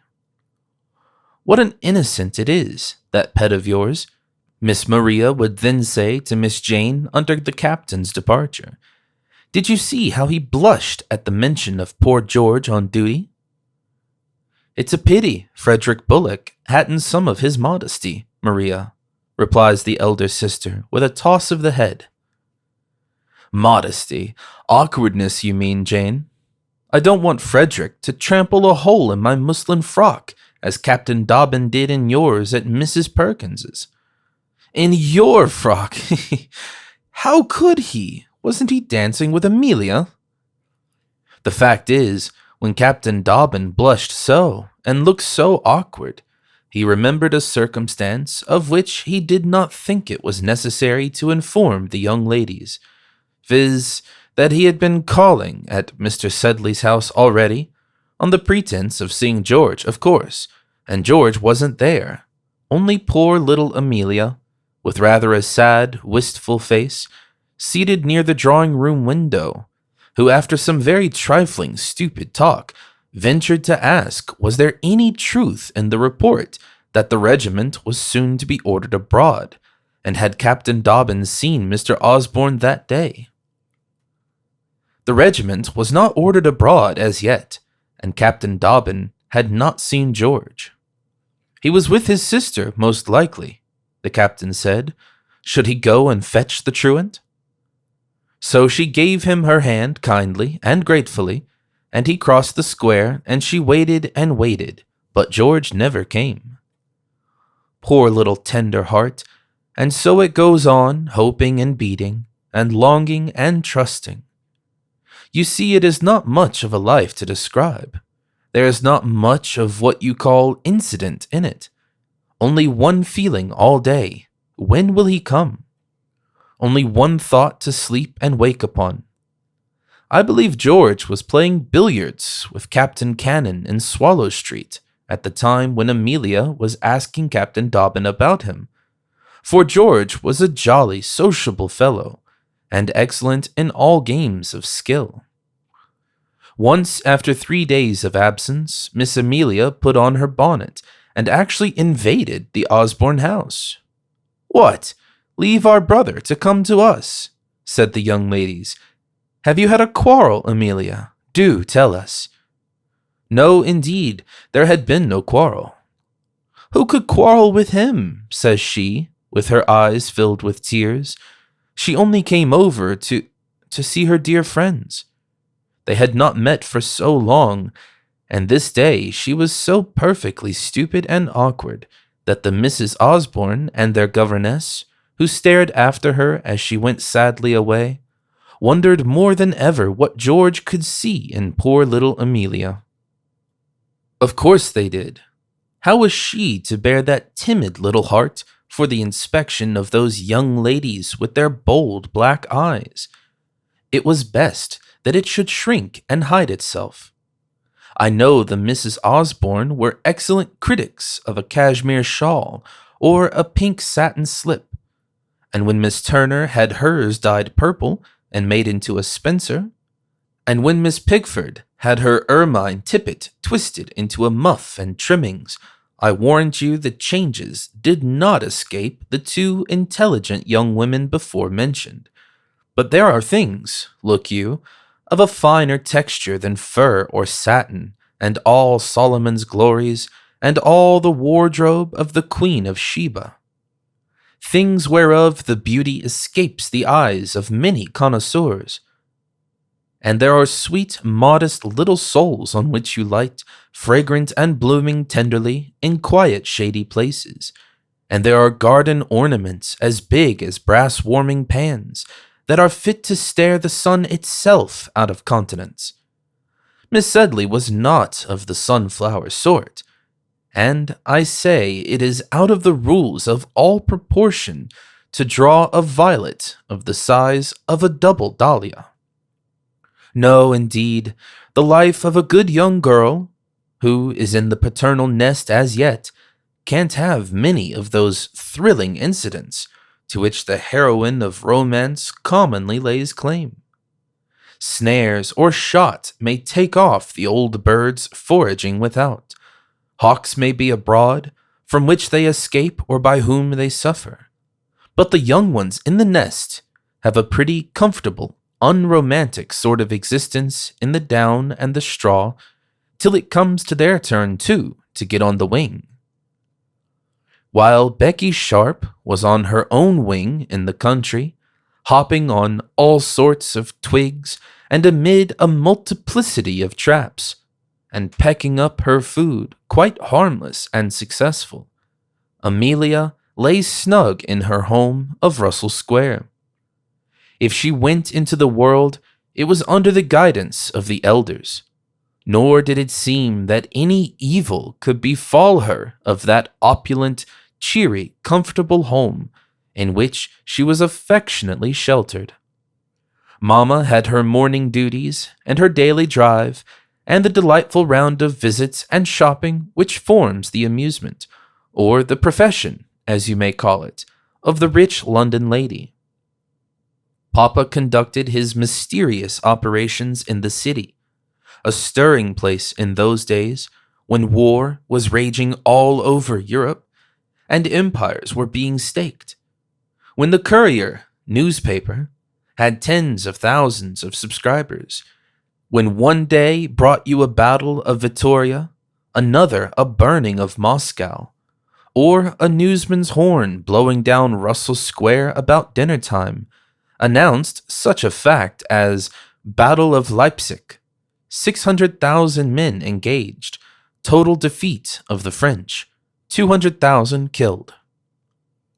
Old Sedley once or twice came home with a very grave face, and no wonder, when such news as this was agitating all the hearts and all the stocks of Europe. Meanwhile, matters went on in Russell Square, Bloomsbury, just as if matters in Europe were not in the least disorganized.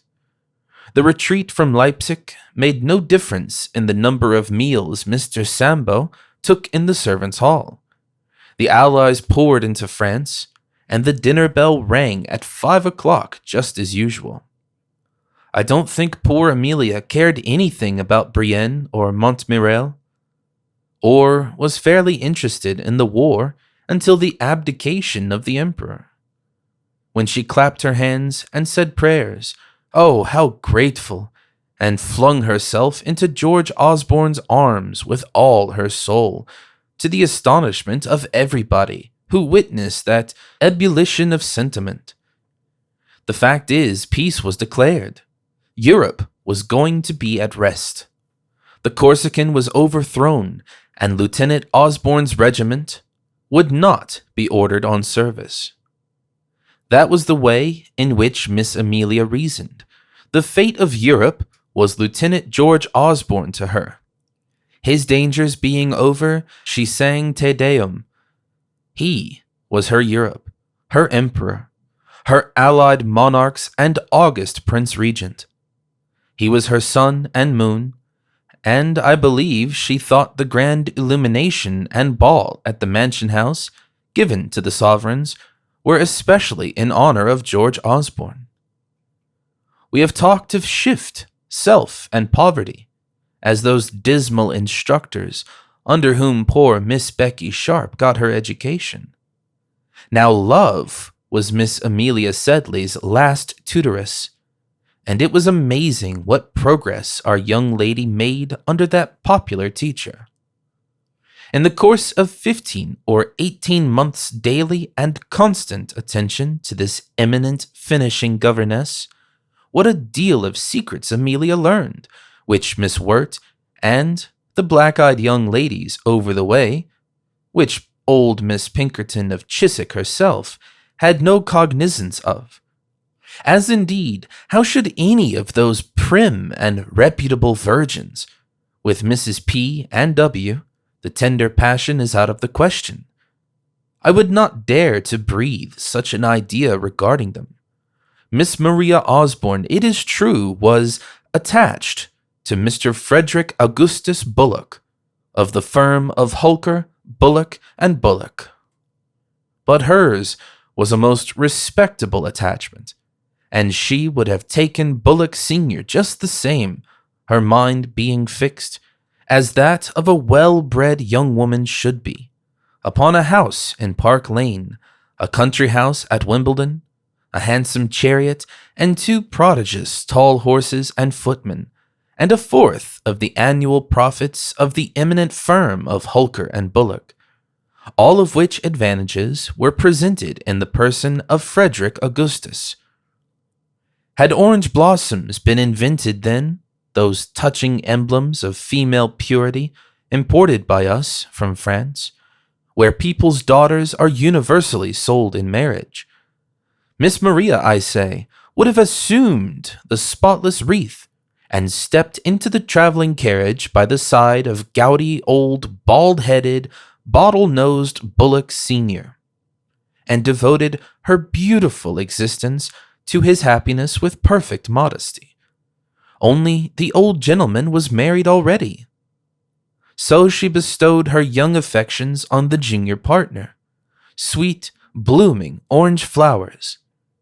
The other day I saw Miss Trotter, that was, arrayed in them, trip into the traveling carriage at St. George's, Hanover Square, and Lord Methuselah hobbled in after.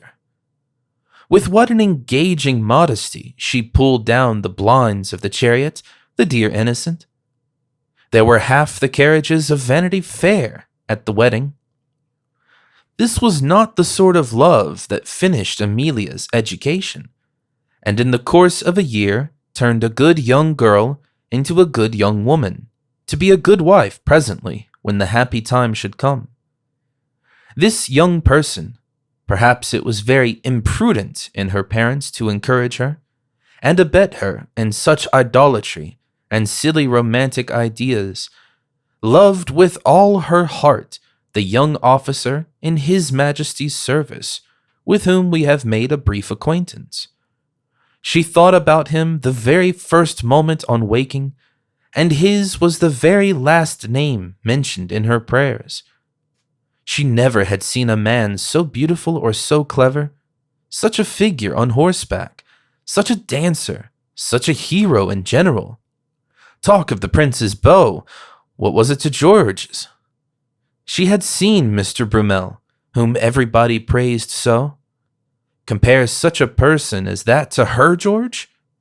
Not amongst all the beaux at the opera, and there were beaux in those days with actual opera hats. Was there anyone equal to him? He was only good enough to be a fairy prince, and oh, what magnanimity to stoop to such a humble Cinderella. Miss Pinkerton would have tried to check this blind devotion very likely, had she been Miss Amelia's confidante, but not with much success, depend upon it. It is in the nature and instinct of some women. Some are made to scheme and some to love, and I wish any respected bachelor that reads this may take the sort that best likes him. While under this overpowering impression, Miss Amelia neglected her 12 dear friends at Chiswick most cruelly, as such selfish people will commonly do. She had but this subject, of course, to think about, and Miss Saltire was too cold for a confidant, and she couldn't bring her friend to tell Miss Swartz, the woolly-haired young heiress from St. Kitts. She had little Laura Martin home for the holidays, and my belief is she made a confidant of her, and promised that Laura should come and live with her when she was married, and gave Laura a great deal of information regarding the passion of love, which must have been singularly useful and novel to that little person. Alas, alas, I fear poor Emmy had not a well-regulated mind. What were her parents doing not to keep this little heart from beating so fast? Old Sedley did not seem much to notice matters. He was graver of late, and his city affairs absorbed him. Mrs. Sedley was of so easy and uninquisitive a nature that she wasn't even jealous. Mr. Jos was away, being besieged by an Irish widow at Cheltenham. Amelia had the house to herself. Too much to herself sometimes. Not that she ever doubted. For to be sure, George must be at the Horse Guards, and he can't always get leave from Chatham. And he must see his friends and sisters, and mingle in society when in town. He, such an ornament to every society. And when he is with the regiment, he is too tired to write long letters. I know where she kept that packet she had, and can steal in and out of her chamber like Lachimo. Like Lachimo? No, that is a bad part. I will only act moonshine and peep harmless into the bed where faith and beauty and innocence lie dreaming. But if Osborne's were short and soldier-like letters, it must be confessed that were Miss Sedley's letters to Mr. Osborne to be published, we should have to extend this novel to such a multiplicity of volumes as not the most sentimental reader could support. That she not only filled sheets of large paper, but crossed them with the most astonishing perverseness, that she wrote whole pages out of poetry books without the least pity, that she underlined words and passages with quite a frantic emphasis, and in fine gave the usual tokens of her condition. She wasn't a heroine. Her letters were full of repetition. She wrote rather doubtful grammar sometimes, and in her verses took all sorts of liberties with the meter. But oh, mesdames, if you are not allowed to touch the heart sometimes in spite of syntax, and are not to be loved until you all know the difference between trimeter and tetrameter, may all poetry go to the deuce, and every schoolmaster perish miserably. Chapter 13. Sentimental and Otherwise. I fear the gentleman to whom Miss Amelia's letters were addressed was rather an obdurate critic. Such a number of notes followed Lieutenant Osborne about the country that he became almost ashamed of the jokes of his mess-room companions regarding them, and ordered his servant never to deliver them except at his private apartment. He was seen lighting his cigar with one, to the horror of Captain Dobbin, who, it is my belief, would have given a banknote for the document. For some time, George strove to keep the liaison a secret. There was a woman in the case, that he admitted, and not the first either, said Ensign Spooney to Ensign Stubble. That Osborne's a devil of a fellow. There was a judge's daughter at Demerara, went almost mad about him. Then there was that beautiful quadroon girl, Miss Pye, at St. Vincent's, you know, and since he's been home, they say he's a regular Don Giovanni, by Jove. Stubble and Spooney thought that to be a regular Don Giovanni, by Jove, was one of the finest qualities a man could possess, and Osborne's reputation was prodigious amongst the young men of the regiment. He was famous in field sports, famous at a song, famous on parade, free with his money, which was bountifully supplied by his father. His coats were better made than any man's in the regiment, and he had more of them. He was adored by the men. He could drink more than any officer of the whole mess, including old Heavytop, the colonel. He could spar better than Knuckles, the private, who would have been a corporal but for his drunkenness, and who had been in the prize ring, and was the best batter and bowler, out and out, of the regimental club. He rode his own horse, Greased Lightning, and won the Garrison Cup at Quebec races. There were other people besides Amelia who worshipped him. Stubble and Spoony thought him a sort of Apollo. Dobbin took him to be an admirable Creekton, and Miss Major O'Dowd acknowledged he was an elegant young fellow, and put her in mind of Fitzgerald Fogarty, Lord Castle Fogarty's second son. Well, Stubble and Spoony and the rest indulged in most romantic conjectures regarding this female correspondent of Osborne's, opining that it was a duchess in London who was in love with him, or that it was a general's daughter who was engaged to someone else and madly attached to him, or that it was a member of Parliament's lady who purposed 4 horses and an elopement, or that it was some other victim of passion, delightfully exciting, romantic, and disgraceful to all parties. On none of which conjectures would Osborne throw the least light, leaving his young admirers and friends to invent and arrange their whole history. And the real state of the case would never have been known at all in the regiment but for Captain Dobbin's indiscretion. The captain was eating his breakfast one day in the mess room, while Cackle, the assistant surgeon, and the 2 above-named worthies were speculating upon Osborne's intrigue. Stubble, holding out that the lady was a duchess about Queen Charlotte's court, and Cackle vowing she was an opera singer of the worst reputation. At this idea, Dobbin became so moved that, though his mouth was full of eggs and bread and butter at the time, and though he not ought to have spoken at all, yet he couldn't help blurting out, "Cackle, you're a stupid fool. You're always talking nonsense and scandal. Osborne is not going to run off with a duchess or ruin a milliner. Miss Sedley is one of the most charming young women that ever lived.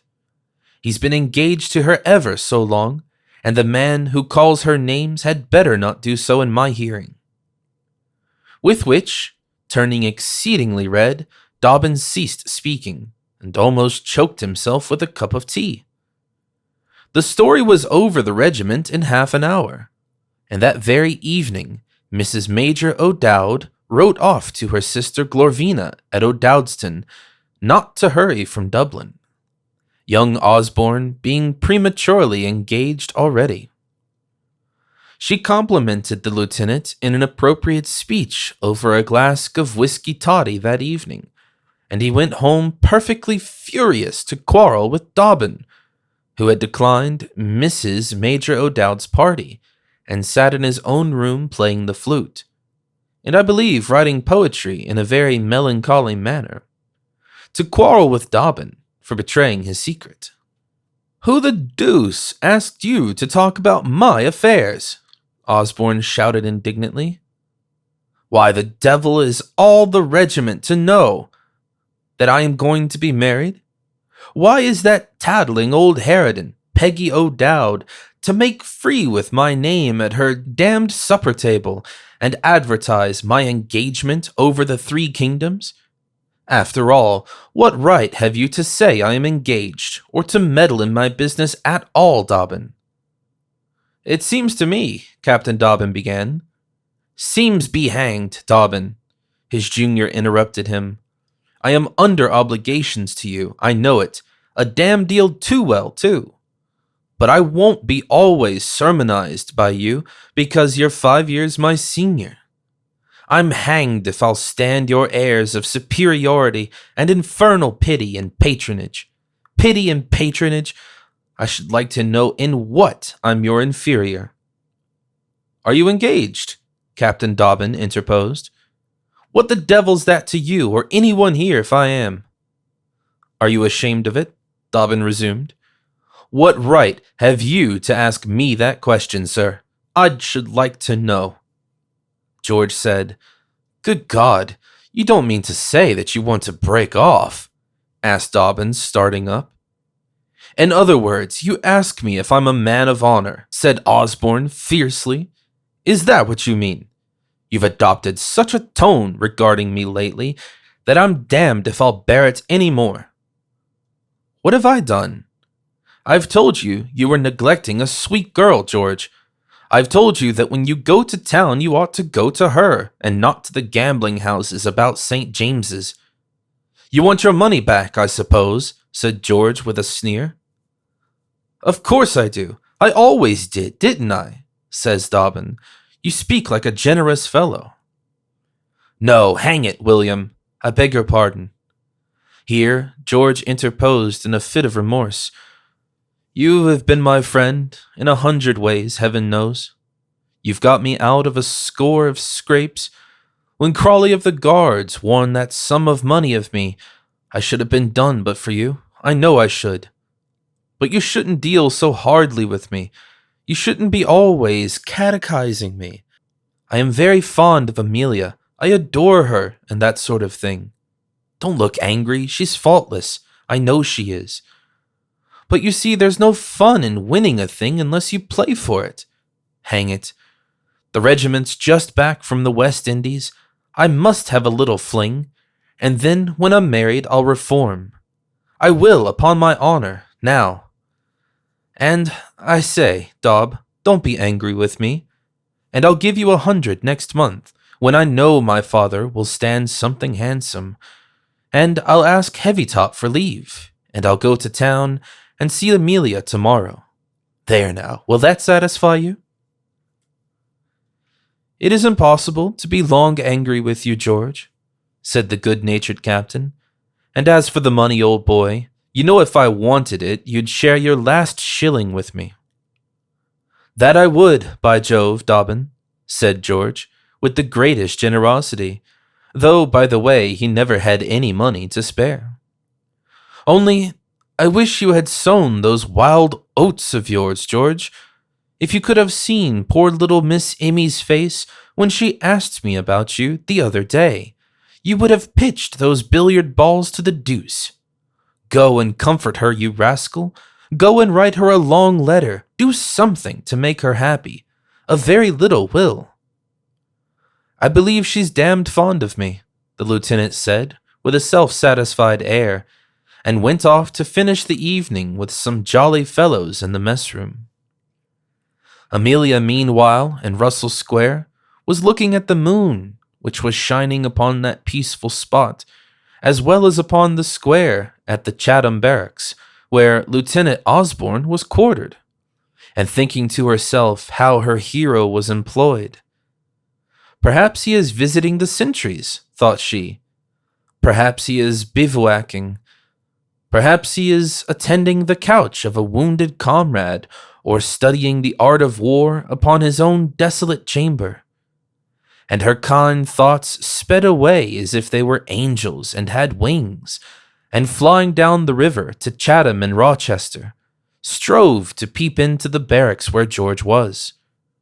All things considered, I think it was as well the gates were shut, and the sentry allowed no one to pass, so that the poor little white-robed angel could not hear the songs those young fellows were roaring over the whiskey punch.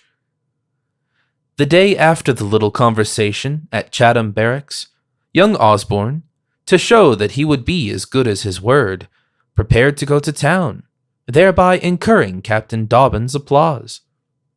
"I should have liked to make her a little present," Osborne said to his friend in confidence, "only I am quite out of cash until my father tips up." But Dobbin would not allow this good nature and generosity to be balked, and so accommodated Mr. Osborne with a few pound notes, which the latter took after a little faint scruple. And I dare say he would have bought something very handsome for Amelia, only getting off the coach in Fleet Street, he was attracted by a handsome shirt pin in a jeweler's window, which he could not resist, and having paid for that, had very little money to spare for indulging any further exercise of kindness. Never mind, you may be sure it was not his presence Amelia wanted. When he came to Russell Square, her face lighted up as if he had been sunshine. The little cares, fears, tears, timid misgivings, sleepless fancies of I don't know how many days and nights were forgotten under one moment's influence of that familiar, irresistible smile. He beamed on her from the drawing-room door, magnificent, with ambrosial whiskers like a god. Sambo, whose face, as he announced Captain Osborne, having conferred a brevet rank on that young officer, blazed with a sympathetic grin, saw the little girl start and flush and jump up from her watching place in the window, and Sambo retreated. And as soon as the door was shut, she went fluttering to Lieutenant George Osborne's heart, as if it was the only natural home for her to nestle in. Oh, thou poor panting little soul! The very finest tree in the whole forest, with the straightest stem and the strongest arms and the thickest foliage, wherein you choose to build and coo, may be marked for what you know, and may be down with a crash ere long. What an old simile that is, between man and timber! In the meanwhile, George kissed her very kindly on the forehead and glistening eyes, and was very gracious and good, as she thought his diamond shirt-pin, which she had not known him to wear before, the prettiest ornament ever seen. The observant reader, who has marked our young lieutenant's previous behavior, and has preserved our report of the brief conversation which he has just had with Captain Dobbin, has possibly come to certain conclusions regarding the character of Mr. Osborne. Some cynical Frenchman has said that there are two parties to a love transaction, the one who loves, and the other who condescends to be so treated. Perhaps the love is occasionally on the man's side, perhaps on the lady's. Perhaps some infatuated swain has ere this mistaken insensibility for modesty, dullness for maiden reserve, mere vacuity for sweet bashfulness, and a goose, in a word, for a swan. Perhaps some beloved female subscriber has arrayed an ass in the splendor and glory of her imagination, admired his dullness as manly simplicity, worshipped his selfishness as manly superiority, treated his stupidity as majestic gravity, and used him as the brilliant fairy Titania did a certain weaver at Athens. I think I have seen such comedies of errors going on in the world, but this is certain, that Amelia believed her lover to be one of the most gallant and brilliant men in the empire, and it is possible Lieutenant Osborne thought so too. He was a little wild, how many young men are, and don't girls like a rake better than a milksop? He hadn't sown his wild oats as yet, but he would soon, and quit the army now that peace was proclaimed. The Corsican monster locked up at Elba, promotion by consequence over, and no chance left for the display of his undoubted military talents and valor, and his allowance with Amelia's settlement would enable them to take a snug place in the country somewhere, in a good sporting neighborhood, and he would hunt a little and farm a little, and they would be very happy. As for remaining in the army as a married man, that was impossible.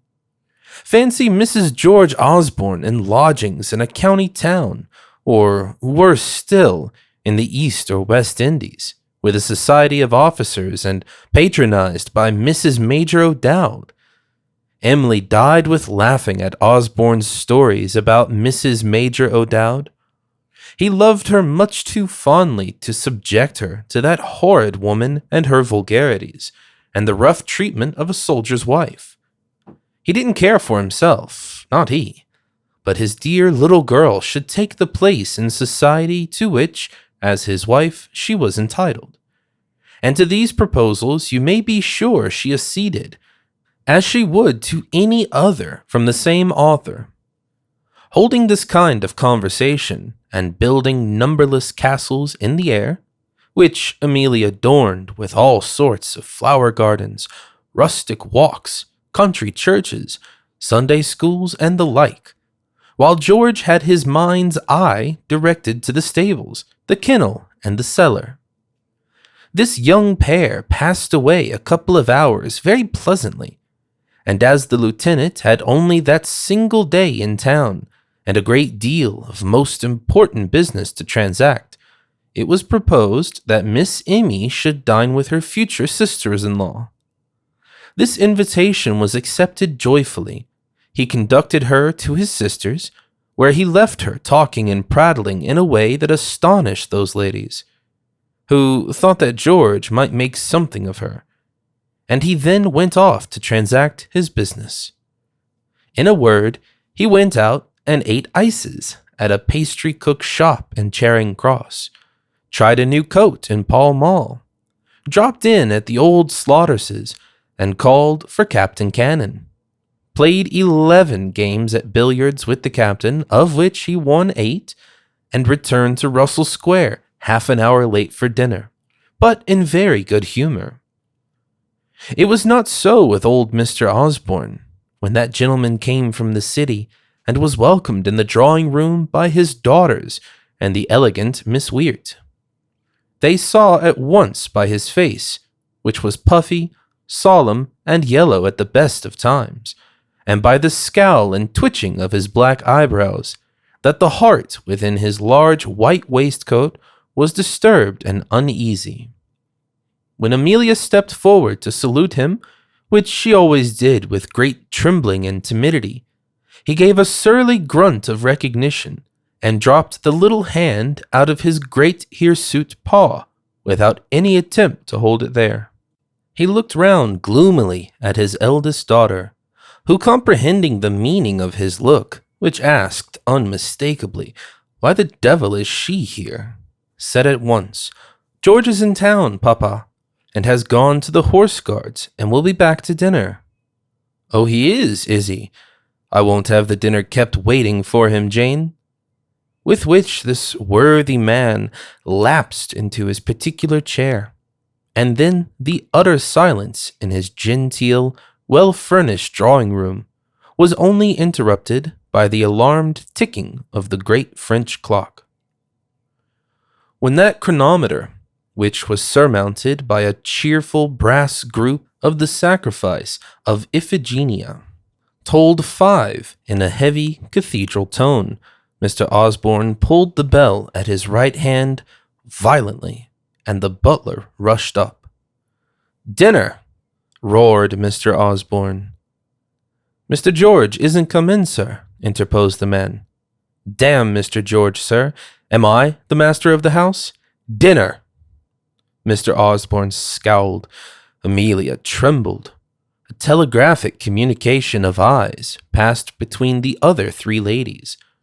The obedient bell in the lower regions began ringing the announcement of the meal. The tolling over, the head of the family thrust his hands into the great tail pockets of his great blue coat with brass buttons, and without waiting for a further announcement, strode downstairs alone, scowling over his shoulder at the 4 females. "What's the matter now, my dear?" asked one of the other, as they rose and tripped gingerly behind the sire. "I suppose the funds are falling," whispered Miss Wirt. And so, trembling and in silence, this hushed female company followed their dark leader. They took their places in silence. He scowled out a blessing, which sounded as gruffly as a curse. The great silver dish covers were removed. Amelia trembled in her place, for she was next to the awful Osborne, and alone on her side of the table, the gap being occasioned by the absence of George. "Soup?" says Mr. Osborne, clutching the ladle, fixing his eyes on her in a sepulchral tone, and having helped her and the rest, did not speak for a while.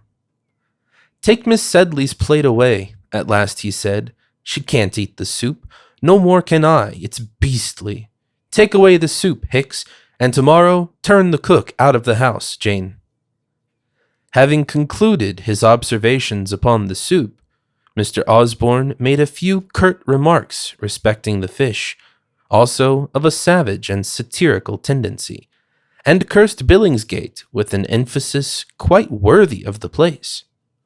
Then he lapsed into silence and swallowed sundry glasses of wine, looking more and more terrible, till a brisk knock at the door told of George's arrival, when everybody began to rally. He could not come before. General Daguelet kept him waiting at the horse guards. Never mind soup or fish, give him anything, he didn't care what. Capital mutton, capital everything. His good humor contrasted with his father's severity, and he rattled on unceasingly during dinner, to the delight of all, of one especially who need not be mentioned. As soon as the young ladies had discussed the orange and the glass of wine which formed the ordinary conclusion of the dismal banquets at Mr. Osborne's house, the signal to make sail for the drawing-room was given, and they all arose and departed. Amelia hoped George would soon join them there. She began playing some of his favorite waltzes, then newly imported, at the great carved, legged, leather-cased grand piano in the drawing-room overhead. This little artifice did not bring him. He was deaf to the waltzes. They grew fainter and fainter. The discomfited performer left the huge instrument presently, and though her three friends performed some of the loudest and most brilliant new pieces of their repertoire, she did not hear a single note, but sate thinking and boding evil. Old Osborne's scowl, terrific always, had never before looked so deadly to her. His eyes followed her out of the room, as if she had been guilty of something. When they brought her coffee, she started as though it were a cup of poison which Mr. Hicks, the butler, wished to propose to her. What mystery was there lurking? Oh, those women! They nurse and cuddle their presentiments, and make darlings of their ugliest thoughts, as they do of their deformed children. The gloom on the paternal countenance had also impressed George Osborne with anxiety, with such eyebrows and a look so decidedly bilious. How was he to extract that money from the governor, of which George was consumedly in want? He began praising his father's wine. That was generally a successful means of cajoling the old gentleman. "We never got such a Madeira in the West Indies, sir, as yours. Colonel Heavytop took off 3 bottles of that you sent me down under his belt the other day." "Did he?" said the old gentleman. "It stands me in 8 shillings a bottle." "Will you take 6 guineas a dozen for it, sir?" said George with a laugh. "There's one of the greatest men in the kingdom wants some." "Does he?" growled the senior. "Wish he may get it." "When General Daguelet was at Chatham, sir, Heavytop gave him breakfast and asked me for some of the wine. The general liked it just as well. Wanted a pipe for the commander-in-chief. He's His Royal Highness's right-hand man." "It is devilish fine wine," said the eyebrows, and they looked more good-humored, and George was going to take advantage of this complacency and bring the supply question on the mahogany, when the father, relapsing into solemnity, though rather cordial in manner, bade him ring the bell for claret. "And we'll see if that's as good as the Madeira, George, to which His Royal Highness is welcome, I'm sure. And as we are all drinking it, I'll talk to you about a matter of importance." Amelia heard the claret bell ringing as she sat nervously upstairs. She thought somehow it was a mysterious and presentimental bell. Of the presentiments which some people are always having, some surely must come right. "What I want to know, George," the old man said, after slowly smacking his first bumper, "what I want to know is how you and, that little thing upstairs are carrying on." "I think, sir, it is not hard to see," George said with a self-satisfied grin. "Pretty clear, sir. Ah, what capital wine!" "What do you mean, pretty clear, sir?" "Why, hang it, sir, don't push me too hard. I'm a modest man. I don't set up to be a lady killer. But I do own that she's as devilish fond of me as she can be. Anybody can see that with half an eye." "And you yourself?" "Why, sir, didn't you order me to marry her? And ain't I a good boy? Haven't our papa settled it ever so long?" "A pretty boy indeed. Haven't I heard of your doings, sir, with Lord Tarquin, Captain Crawley of the Guards, the Honourable Mr. Ducias, and that set? Have a care, sir, have a care." The old gentleman pronounced these aristocratic names with the greatest gusto. Whenever he met a great man, he grovelled before him, and my-lorded him as only a free-born Briton can do. He came home and looked out his history in the peerage. He introduced his name into his daily conversation. He bragged about his lordship to his daughters. He fell down prostrate and basked in him as a Neapolitan beggar does in the sun. George was alarmed when he heard the names. He feared his father might be informed of certain transactions at play. But the old moralist eased him by saying serenely, "Well, well, young men will be young men. And the comfort to me is, George, that living in the best society in England, as I hope you do, as I think you do, as my means will allow you to do." "Thank you, sir," says George, making his point at once. "One can't live with these great folks for nothing. And my purse, sir, look at it." And he held up a little token which had been nettled by Amelia, and contained the very last of Dobbin's pound notes. "You shan't want, sir. The British merchant's son shan't want, sir. My guineas are as good as theirs, George, my boy, and I don't grudge 'em. Call on Mr. Chopper as you go through the city tomorrow. He'll have something for you. I don't grudge money when I know you're in good society, because I know that good society can never go wrong. There's no pride in me. I was a humbly born man, but you have had advantages. Make a good use of 'em. Mix with the young nobility. There's many of 'em who can't spend $1 to your guinea, my boy. And as for the pink bonnets," here from under the heavy eyebrows there came a knowing and not very pleasing leer, "why, boys will be boys. Only there's one thing I order you to avoid, which, if you do not, I'll cut you off with a shilling, by Jove, and that's gambling." "Oh, of course, sir," said George. "But to return to the other business about Amelia. Why shouldn't you marry higher than a stockbroker's daughter, George? That's what I want to know." "It's a family business, sir," says George, cracking filberts. "You and Mr. Sedley made the match 100 years ago." "I don't deny it, but people's positions alter, sir. I don't deny that Sedley made my fortune, or rather put me in the way of acquiring, by my own talents and genius, that proud position which I may say I occupy in the tallow trade and the city of London. I've shown my gratitude to Sedley, and he's tried it of late, sir, as my checkbook can show. George, I tell you in confidence, I don't like the looks of Mr. Sedley's affairs. My chief clerk, Mr. Chopper, does not like the looks of 'em, and he's an old file, and knows change as well as any man in London. Hulker and Bullock are looking shy at him. He's been dabbling on his own account, I fear. They say the Jeune Amélie was his, which was taken by the Yankee privateer Molasses, and that's flat. Unless I see Amelia's 10,000 down, you don't marry her. I'll have no lame duck's daughter in my family. Pass the wine, sir, or ring for coffee." With which Mr. Osborne spread out the evening paper, and George knew from this signal that the colloquy was ended, and that his papa was about to take a nap. He hurried upstairs to Amelia in the highest spirits. What was it that made him more attentive to her on that night than he had been for a long time, more eager to amuse her, more tender, more brilliant in talk?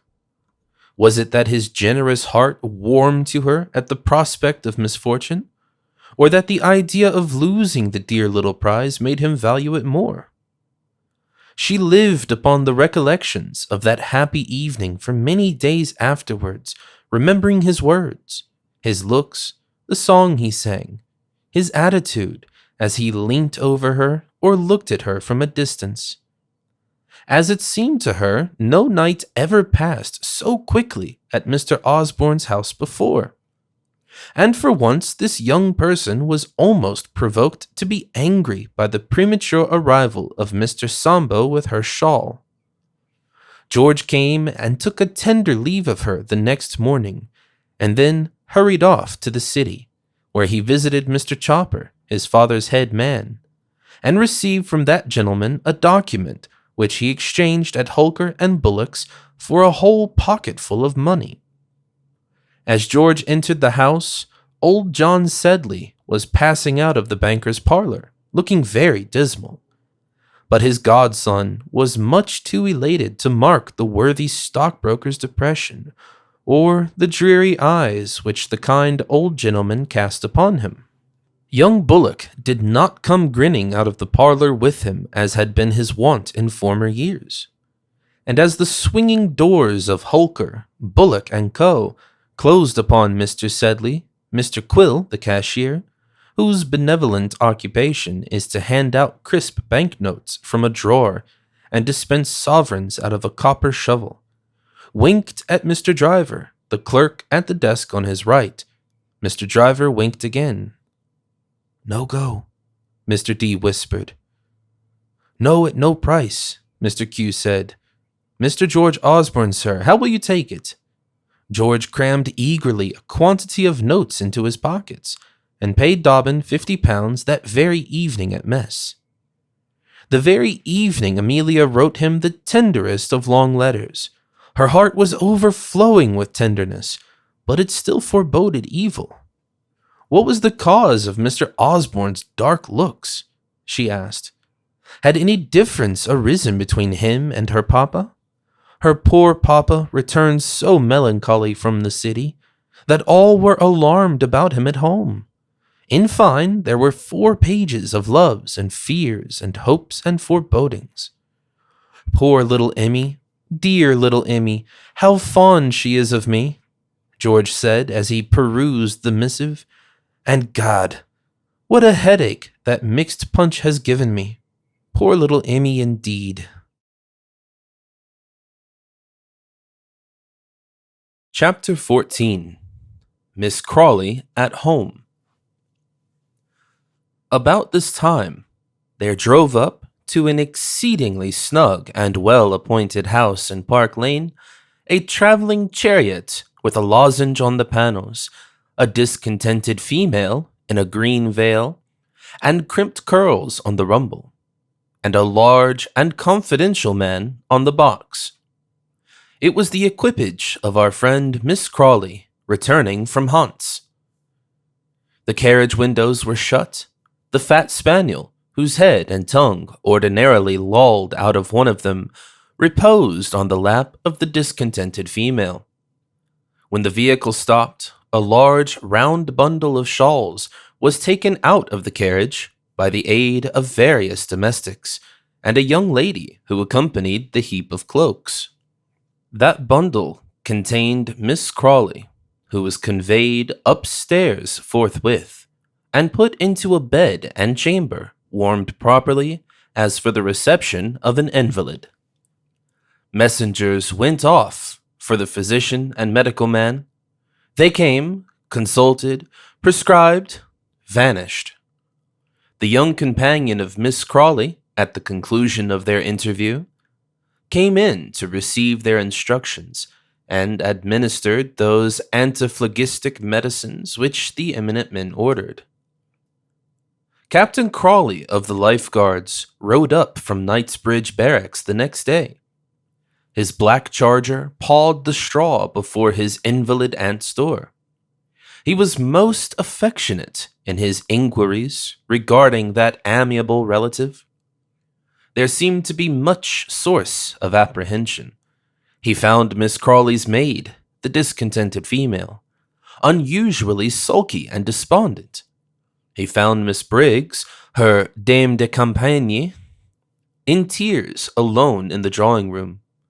She had hastened home, hearing of her beloved friend's illness.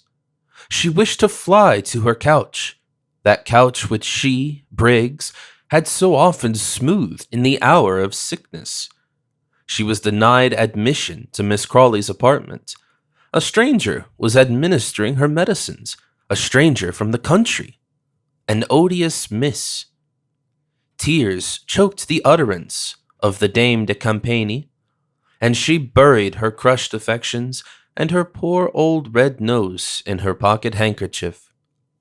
Rawdon Crawley sent up his name by the sulky femme de chambre, and Miss Crawley's new companion, coming tripping down from the sick room, put a little hand into his as he stepped forward eagerly to meet her, gave a glance of great scorn at the bewildered Briggs, and beckoning the young guardsman out of the back drawing-room, led him downstairs into that now desolate dining parlor, where so many a good dinner had been celebrated. Here these two men talked for 10 minutes, discussing no doubt the symptoms of the old invalid above stairs. At the end of which period, the parlor bell was rung briskly, and answered on that instant by Mr. Bowles, Miss Crawley's large confidential butler, who indeed happened to be at the keyhole during the most part of the interview. And the captain, coming out, curling his mustachios, mounted the black charger, pawing among the straw, to the admiration of the little blackguard boys collected in the street. He looked in at the dining-room window, managing his horse, which curveted and capered beautifully. For one instant, the young person might be seen at the window, when her figure vanished, and, doubtless, she went upstairs again to resume the affecting duties of benevolence. Who could this young woman be, I wonder? That evening, a little dinner for 2 persons was laid in the dining-room, when Mrs. Firkin, the lady's maid, pushed into her mistress's apartment, and bustled about there during the vacancy occasioned by the department of the new nurse, and the latter and Miss Briggs sat down to the neat little meal. Briggs was so much choked by emotion that she could hardly take a morsel of meat. The young person carved a fowl with the utmost delicacy, and asked so distinctly for egg sauce that poor Briggs, before whom that delicious condiment was placed, started, made a great clattering with the ladle, and once more fell back in the most gushing, hysterical state. "Had you not better give Miss Briggs a glass of wine?" said the person to Mr. Bowles, the large confidential man. He did so. Briggs seized it mechanically, gasped it down convulsively, moaned a little, and began to play with the chicken on her plate. "I think we shall be able to help each other," said the person with great suavity, "and shall have no need of Mr. Bowles's kind services. Mr. Bowles, if you please, we will ring when we want you." He went downstairs, where, by the way, he vented the most horrid curses upon the unoffending footman, his subordinate. "It is a pity you take on so, Miss Briggs," the young lady said with a cool, slightly sarcastic air. My dearest friend is so ill and won't see me, gurgled out Briggs in an agony of renewed grief. She's not very ill any more. Console yourself, dear Miss Briggs. She has only overeaten herself, that is all. She is greatly better. She will soon be quite restored again. She is weak from being cupped and from medical treatment, but she will rally immediately. Pray console yourself and take a little more wine. But why? Why won't she see me again? Miss Briggs bleated out. Oh, Matilda, Matilda, after 23 years' tenderness, is this the return to your poor Arabella? Don't cry too much, poor Arabella, the other said with ever so little of a grin. She only won't see you because she says you don't nurse her as well as I do. It's no pleasure to me to sit up all night. I wish you might do it instead. Have I not tended that dear couch for years? Arabella said, and now she prefers someone else. Well, sick people have these fancies and must be humored. When she's well, I shall go. Never, never! Arabella exclaimed, madly inhaling her salts bottle. Never be well or never go, Miss Briggs, the other said, with the same provoking good nature. Pooh, she will be well in a fortnight, when I shall go back to my little pupils at Queen's Crawley, and to their mother, who is a great deal more sick than our friend. You need not be jealous about me, my dear Miss Briggs.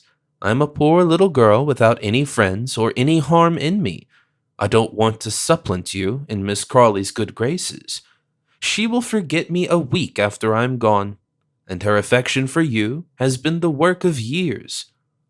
Give me a little wine, if you please, my dear Miss Briggs, and let us be friends. I'm sure I want friends. The placable and soft-hearted Briggs speechlessly pushed out her hand at this appeal, but she felt the desertion most keenly for all that, and bitterly, bitterly moaned the fickleness of her Matilda. At the end of half an hour, the meal over, Miss Rebecca Sharp, for such astonishing to state is the name of her who has been described ingeniously as the person hitherto, went upstairs again to her patient's rooms, from which, with the most engaging politeness, she eliminated poor Firkin. Thank you, Mrs. Firkin, that will quite do. How nicely you make it. I will ring when anything is wanted. Thank you. And Firkin came downstairs in a tempest of jealousy, only the more dangerous because she was forced to confine it in her own bosom. Could it be the tempest which, as she passed the landing on the first floor, blew open the drawing-room door? No, it was stealthily opened by the hand of Briggs. Briggs had been on the watch. Briggs too well heard the creaking Firkin descend the stairs, and the clink of the spoon and the gruel basin the neglected female carried. Well, Firkin, says she, as the other entered the apartment. Well, Jane? Wuss and wuss, Miss B, Firkin said, wagging her head. Is she not better then? She never spoke but once, and I asked her if she felt a little more easy, and she told me to hold my stupid tongue. Oh, Miss B, I never thought to have seen this day. And the waterworks again began to play. What sort of a person is this Miss Sharp, Firkin? I little thought, while enjoying my Christmas revels in the elegant home of my firm friends, the Reverend Lionel Delamere and his amiable lady, to find a stranger had taken my place in the affections of my dearest, my still dearest Matilda. Miss Briggs, it will be seen by her language, was of a literary and sentimental turn, and had once published a volume of poems, Trills of the Nightingale, by subscription. Miss B, they are all infatuated about that young woman, Firkin replied. Sir Pitt wouldn't have let her go, but he daredn't refuse Miss Crawley anything. Mrs. Butte at the rectory just as bad, never happy out of her sight. The captain quite wild about her, Mr. Crawley mortal jealous. Since Miss C was took ill, she won't have nobody near her but Miss Sharp. I can't tell for where nor why, and I think some think has bewitched everybody. Rebecca passed that night in constant watching upon Miss Crawley. The next night the old lady slept so comfortably that Rebecca had time for several hours' comfortable repose herself on the sofa, at the foot of her patroness's bed. Very soon Miss Crawley was so well that she sat up and laughed heartily at a perfect imitation of Miss Briggs and her grief, which Rebecca described to her. Briggs's weeping snuffle and her manner of using the handkerchief were so completely rendered that Miss Crawley became quite cheerful, to the admiration of the doctors when they visited her, who usually found this worthy woman of the world, when the least sickness attacked her, under the most abject depression and terror of death. Captain Crawley came every day and received bulletins for Miss Rebecca respecting his aunt's health. This improved so rapidly that poor Briggs was allowed to see her patroness, and persons with tender hearts may imagine the smothered emotions of that sentimental female, and the affecting nature of the interview. Miss Crawley liked to have Briggs in a good deal soon. Rebecca used to mimic her to her face with the most admirable gravity, thereby rendering the imitation doubly piquant to her worthy patroness. The causes which had led to the deplorable illness of Miss Crawley and her departure from her brother's house in the country were of such an unromantic nature that they are hardly fit to be explained in this genteel and sentimental novel. For how is it possible to hint of a delicate female living in good society that she ate and drank too much, and that a hot supper of lobsters, profusely enjoyed at the rectory, was the reason of an indisposition which Miss Crawley herself persisted was solely attributable to the dampness of the weather? The attack was so sharp that Matilda, as his reverence expressed it, was very nearly off the hooks. All the family were in a fever of expectation regarding the will, and Rawdon Crawley was making sure of at least £40,000 before the commencement of the London season. Mr. Crawley sent over a choice parcel of tracts to prepare her for the change from Vanity Fair and Park Lane for another world. But a good doctor from Southampton, being called in time, vanquished the lobster, which was so nearly fatal to her, and gave her sufficient strength to enable her to return to London. The baronet did not disguise his exceeding mortification at the turn which affairs took. While everybody was attending on Miss Crawley, and messengers every hour from the rectory were carrying news of her health to the affectionate folks there was a lady in another part of the house being exceedingly ill, of whom no one took any notice at all. This was the lady of Crawley herself. The good doctor shook his head after seeing her, to which visit Sir Pitt consented, as it could be paid without a fee, and she was left fading away in her lonely chamber, with no more heed paid to her than a weed in the park.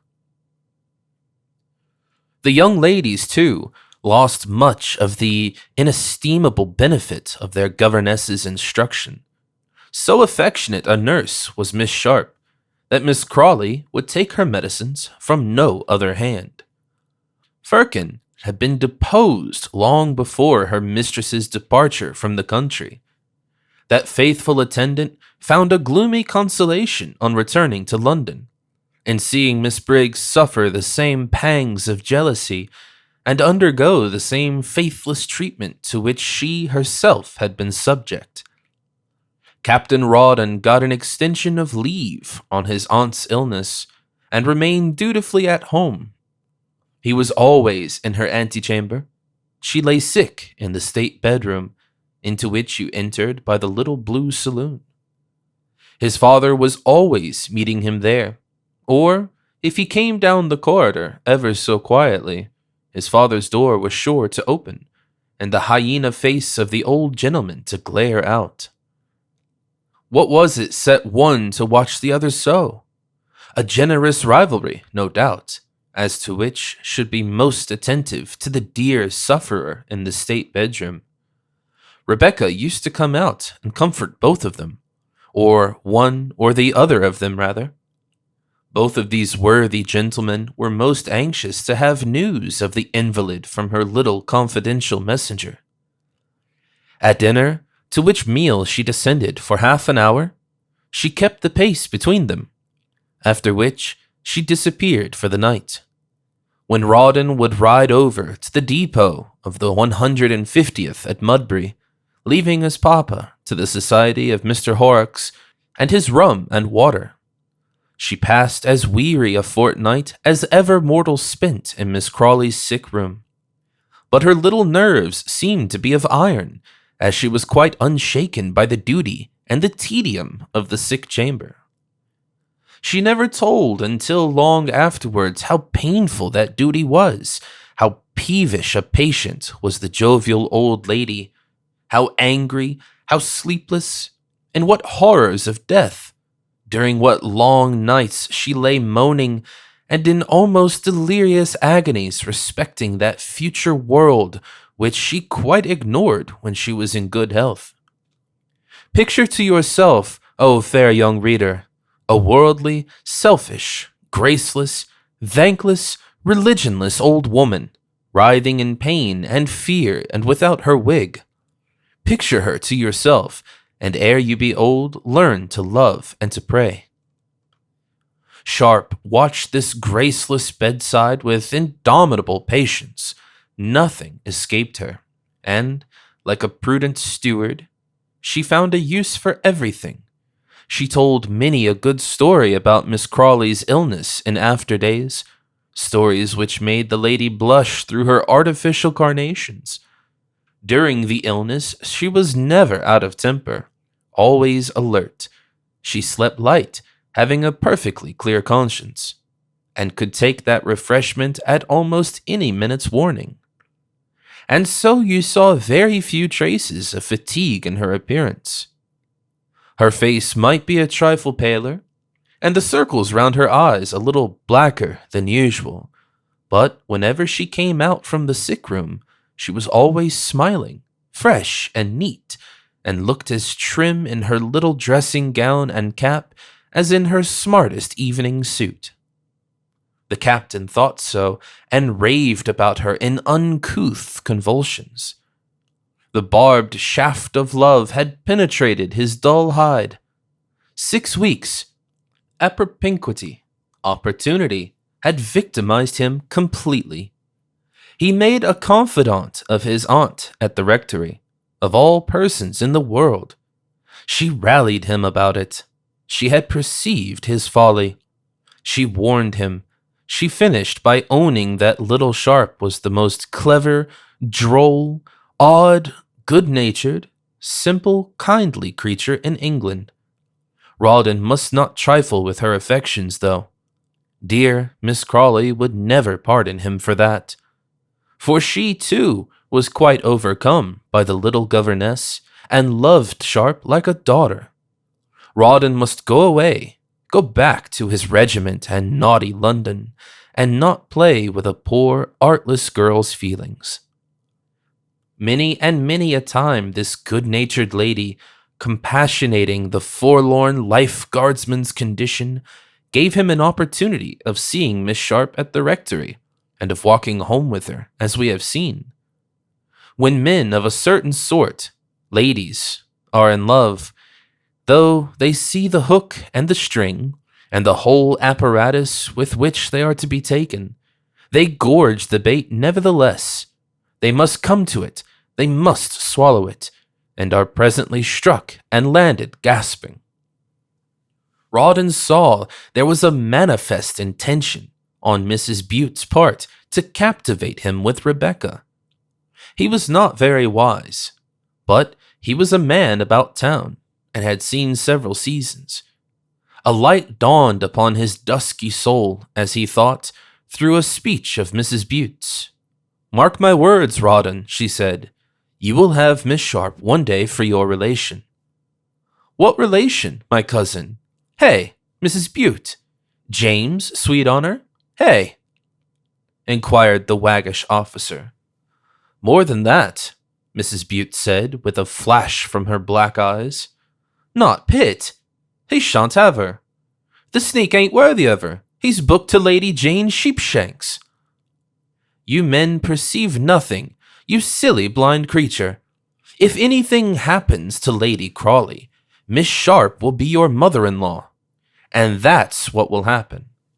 Rawdon Crawley, Esquire, gave vent to a prodigious whistle, in token of astonishment at this announcement. He couldn't deny it. His father's evident liking for Miss Sharp had not escaped him. He knew the old gentleman's character well, and a more unscrupulous old "Why you?" He did not conclude the sentence, but walked home, curling his mustachios and convinced he had found a clue to Mrs. Bute's mystery. "By Jove, it's too bad," thought Rawdon. "Too bad, by Jove. I do believe the woman wants the poor girl to be ruined in order that she shouldn't come into the family as Lady Crawley." When he saw Rebecca alone, he rallied her about his father's attachment in his graceful way. She flung up her head scornfully, looked him full in the face, and say, "Well, suppose he is fond of me. I know he is, and others too. You don't think I am afraid of him, Captain Crawley? You don't suppose I can't defend my own honor?" said the little woman, looking as stately as a queen. "Oh, why, give you fair warning. Look out, that's all," said the mustachio twiddler. "You hint at something not honorable, then?" said she, flashing out. "Oh, gad, really, Miss Rebecca," the heavy dragoon interposed. "Do you suppose I have no feeling of self-respect because I am poor and friendless, and because rich people have none? Do you think because I am a governess I have not as much sense and feeling and good breeding as you gentlefolks in Hampshire? I'm a Montmorency. Do you suppose a Montmorency is not as good as a Crawley?" When Miss Sharp was agitated and alluded to her maternal relatives, she spoke with ever so slight a foreign accent, which gave a great charm to her clear, ringing voice. "No," she continued, kindling as she spoke to the captain, "I can endure poverty, but not shame, neglect, but not insult, and insult from you." Her feelings gave way, and she burst into tears. "Hang it, Miss Sharp! Rebecca! Oh, by Jove, upon my soul, I wouldn't for £1,000. Stop, Rebecca!" She was gone. She drove out with Miss Crawley that day. It was before the latter's illness.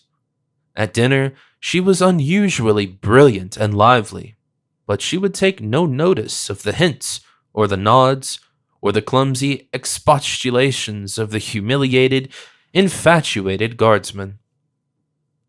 Skirmishes of this sort passed perpetually during the little campaign, tedious to relate and similar in result. The Crawley heavy cavalry was maddened by defeat and routed every day.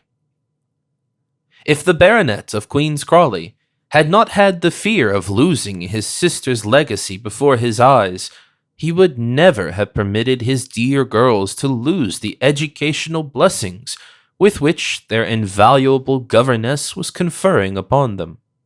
The old house at home seemed a desert without her. So useful and pleasant had Rebecca made herself there. Sir Pitt's letters were not copied and corrected, his books not made up, his household, business, and manifold schemes neglected, now that his little secretary was away.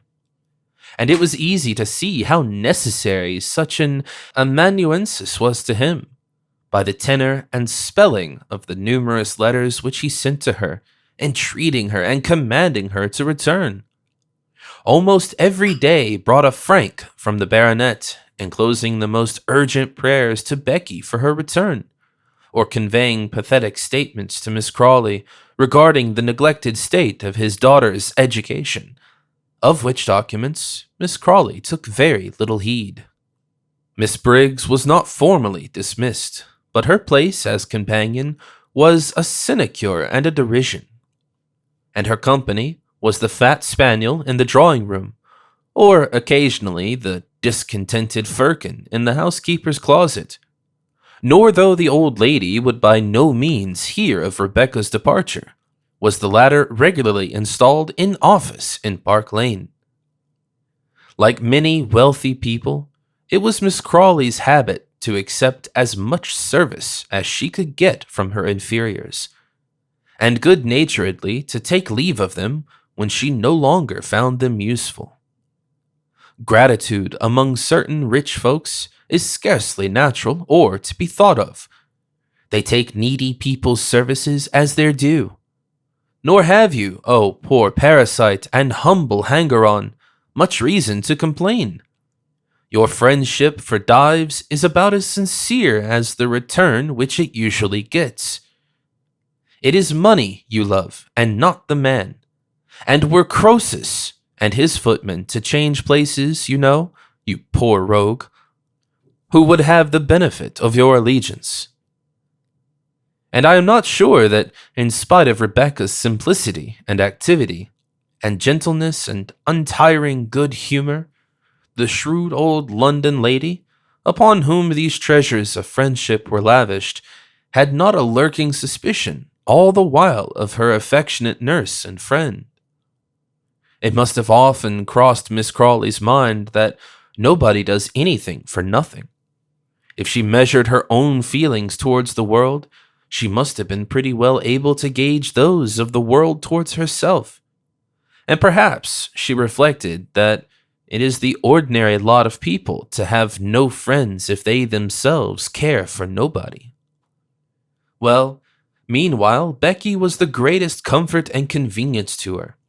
She gave herself a couple of new gowns and an old necklace and shawl, and showed her friendship by abusing all her intimate acquaintances to her new confidant, than which there can't be a more touching proof of regard, and meditated vaguely some great future benefit, to marry her perhaps to Clumps, the apothecary, or to settle her in some advantageous way of life, or at any rate to send her back to Queen's Crawley when she had done with her, and the full London season had begun.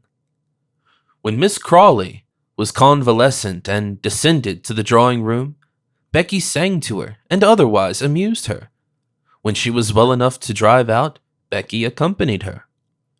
And amongst the drives which they took, whither of all places in the world did Miss Crawley's admirable good nature and friendship actually induce her to penetrate but to Russell Square, Bloomsbury, and the house of John Sedley, Esquire. Ere that event, many notes had passed, as may be imagined, between the two dear friends. During the months of Rebecca's stay in Hampshire, the eternal friendship had, must it be owned, suffered considerable diminution, and grown so decrepit and feeble with old age as to threaten demise altogether. The fact is, both girls had their own real affairs to think of. Rebecca, her advance with her employers; Amelia, her own absorbing topic. When the two girls met and flew into each other's arms with that impetuosity which distinguishes the behavior of young ladies towards each other, Rebecca performed her part of the embrace with the most perfect briskness and energy. Poor little Amelia blushed as she kissed her friend, and thought she had been guilty of something very like coldness towards her. Their first interview was but a very short one. Amelia was just ready to go out for a walk. Miss Crawley was waiting in her carriage below, her people wondering at the locality in which they found themselves, and gazing upon honest Sambo, the black footman of Bloomsbury, as one of the queer natives of the place. But When Amelia came down with her kind, smiling looks, Rebecca must introduce her to her friend. Miss Crawley was longing to see her, and was too ill to leave her carriage. When I say Amelia came down, the Park Lane shoulder-knot aristocracy wondered more and more that such a thing could come out of Bloomsbury. And Miss Crawley was fairly captivated by the sweet, blushing face of the young lady who came forward so timidly and so gracefully to pay her respects to the protector of her friend. "What a complexion, my dear! What a sweet voice!" Miss Crawley said, as they drove away westward after the little interview. "My dear Sharp, your young friend is charming. Send for her to Park Lane, do you hear?" Miss Crawley had a good taste. She liked natural manners. A little timidity only set them off. She liked pretty faces near her, as she liked pretty pictures and nice china. She talked of Amelia with rapture half a dozen times that day. She mentioned her to Rod and Crawley, who came dutifully to partake of his aunt's chicken. Of course, on this, Rebecca instantly stated that Amelia was engaged to be married to a Lieutenant Osborne, a very old flame. "Is he a man in a line regiment?" Captain Crawley asked, remembering, after an effort, as became a guardsman, the number of the regiment, the nth. Rebecca thought that was the regiment. The captain's name, she said, was Captain Dobbin. "A lanky, gawky fellow," said Crawley. "Tumbles over everybody. I know him. And Osborne's a goodish-looking fellow with large black whiskers." "Enormous," Miss Rebecca Sharp said, "and enormously proud of them, I assure you." Captain Rod and Crawley burst into a hoarse laugh by way of reply, and being pressed by the ladies to explain, did so when the explosion of hilarity was over. "He fancies he can play at billiards," said he. "I won 200 of him at the cocoa tree. He play, the young flat. He'd have played for anything that day, but his friend Captain Dobbin carried him off, hang him." Rawdon, don't be so wicked," Miss Crawley remarked, highly pleased. "Why, ma'am, of all the young fellows I've seen out of the line, I think this fellow's the greenest. Tarkin and Duciase get what money they like out of him. He'd go to the deuce to be seen with a lord. He pays their dinners at Greenwich, and they invite the company. And a very pretty company, too, I dare say." "Quite right, Miss Sharp. Right, as usual, Miss Sharp. Uncommon pretty company, ha!" And the captain laughed more and more, thinking he had made a good joke. "Rawdon, don't be naughty," his aunt exclaimed. "Well, his father's a city man, immensely rich, they say. Hang those city fellows, they must bleed. And I've not done with him yet, I can tell you, ha ha ha! Fie, Captain Crawley, I shall warn Amelia, a gambling husband." "Horrid, ain't he, eh?" the captain said with great solemnity, and then added, a sudden thought having struck him. "Gad, I say, ma'am, we'll have him here." "Is he a presentable sort of person?" the aunt inquired. "Presentable? Oh, very well, you wouldn't see any difference," Captain Crawley answered. "Do, let's have him, when you begin to see a few people and his, what do you call him, his enamorado? Miss Sharp? That's what you call it, comes. Gad, I'll write him a note and have him. And I'll try if he can play piquet as well as billiards. Where does he live, Miss Sharp?" Miss Sharp told Crawley the lieutenant's town address, and a few days after this conversation, Lieutenant Osborne received a letter in Captain Rawdon's schoolboy hand, and enclosing a note of invitation from Miss Crawley. Rebecca dispatched also an invitation to her darling Amelia, who, you may be sure, was ready enough to accept it when she heard that George was to be of the party. It was arranged that Amelia was to spend the morning with the ladies of Park Lane, where all were very kind to her. Rebecca patronized her with calm superiority. She was so much the cleverer of the two, and her friend so gentle and unassuming, that she always yielded when anybody chose to command, and so took Rebecca's orders with perfect meekness and good humor. Miss Crawley's graciousness was also remarkable. She continued her raptures about little Amelia, talked about her before her face as if she were a doll or a servant or a picture, and admired her with the most benevolent wonder possible. I admire that admiration which the genteel world sometimes extends to the commonalty. There is no more agreeable object in life than to see Mayfair folks condescending. Miss Crawley's prodigious benevolence rather fatigued poor little Amelia, and I'm not sure that of the 3 ladies in Park Lane, she did not find honest Miss Briggs the most agreeable.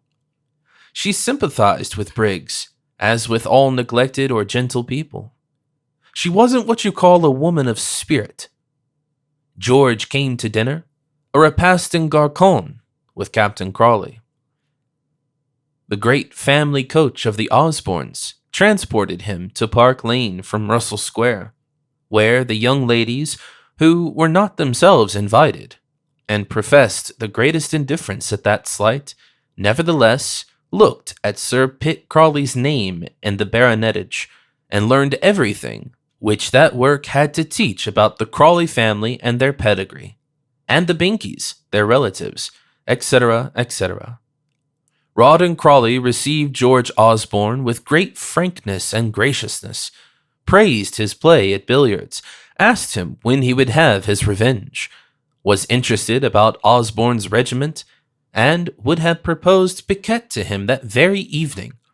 But Miss Crawley absolutely forbade any gambling in her house, so that the young lieutenant's purse was not lightened by his gallant patron, for that day at least.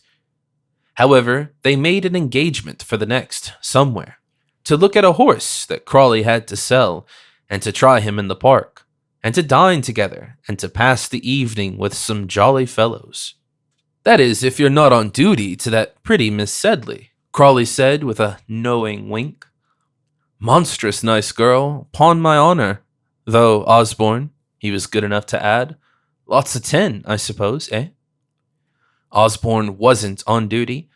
He would join Crawley with pleasure, and the latter, when they met the next day, praised his new friend's horsemanship, as he might with perfect honesty, and introduced him to 3 or 4 young men of the first fashion, whose acquaintance immensely elated the simple young officer. How's little Miss Sharp, by the by? Osborne inquired of his friend over their wine, with a dandified air. Good-natured little girl, that. Does she suit you well at Queen's Crawley? Miss Sedley liked her a good deal last year. Captain Crawley looked savagely at the lieutenant out of his little blue eyes, and watched him when he went up to resume his acquaintance with the fair governess. Her conduct must have relieved Crawley, if there was any jealousy in the bosom of that life guardsman. When the young men went upstairs, and after Osborne's introduction to Miss Crawley, he walked up to Rebecca with a patronizing, easy swagger. He was going to be kind to her and protect her. He would even shake hands with her as a friend of Amelia's, and saying, Miss Sharp, how'd you do? Held out his left hand towards her, expecting that she would be quite confounded at the honor. Miss Sharp put out her right forefinger and gave him a little nod, so cool and killing that Rawdon Crawley, watching the operations from the other room, could hardly restrain his laughter as he saw the lieutenant's entire discomfiture. The start he gave, the pause, and the perfect clumsiness with which he at length condescended to take the finger which was offered for his embrace. She'd beat the devil, by Jove, the captain said in a rapture. And the lieutenant, by way of beginning the conversation, agreeably asked Rebecca how she liked her new place. My place, said Miss Sharp coolly. How kind of you to remind me of it. It's a tolerably good place. The wages are pretty good. Not so good as Miss Wirt's, I believe, with your sisters in Russell Square. How are those young ladies? Not that I ought to ask. Why not? Mr. Osborne said, amazed.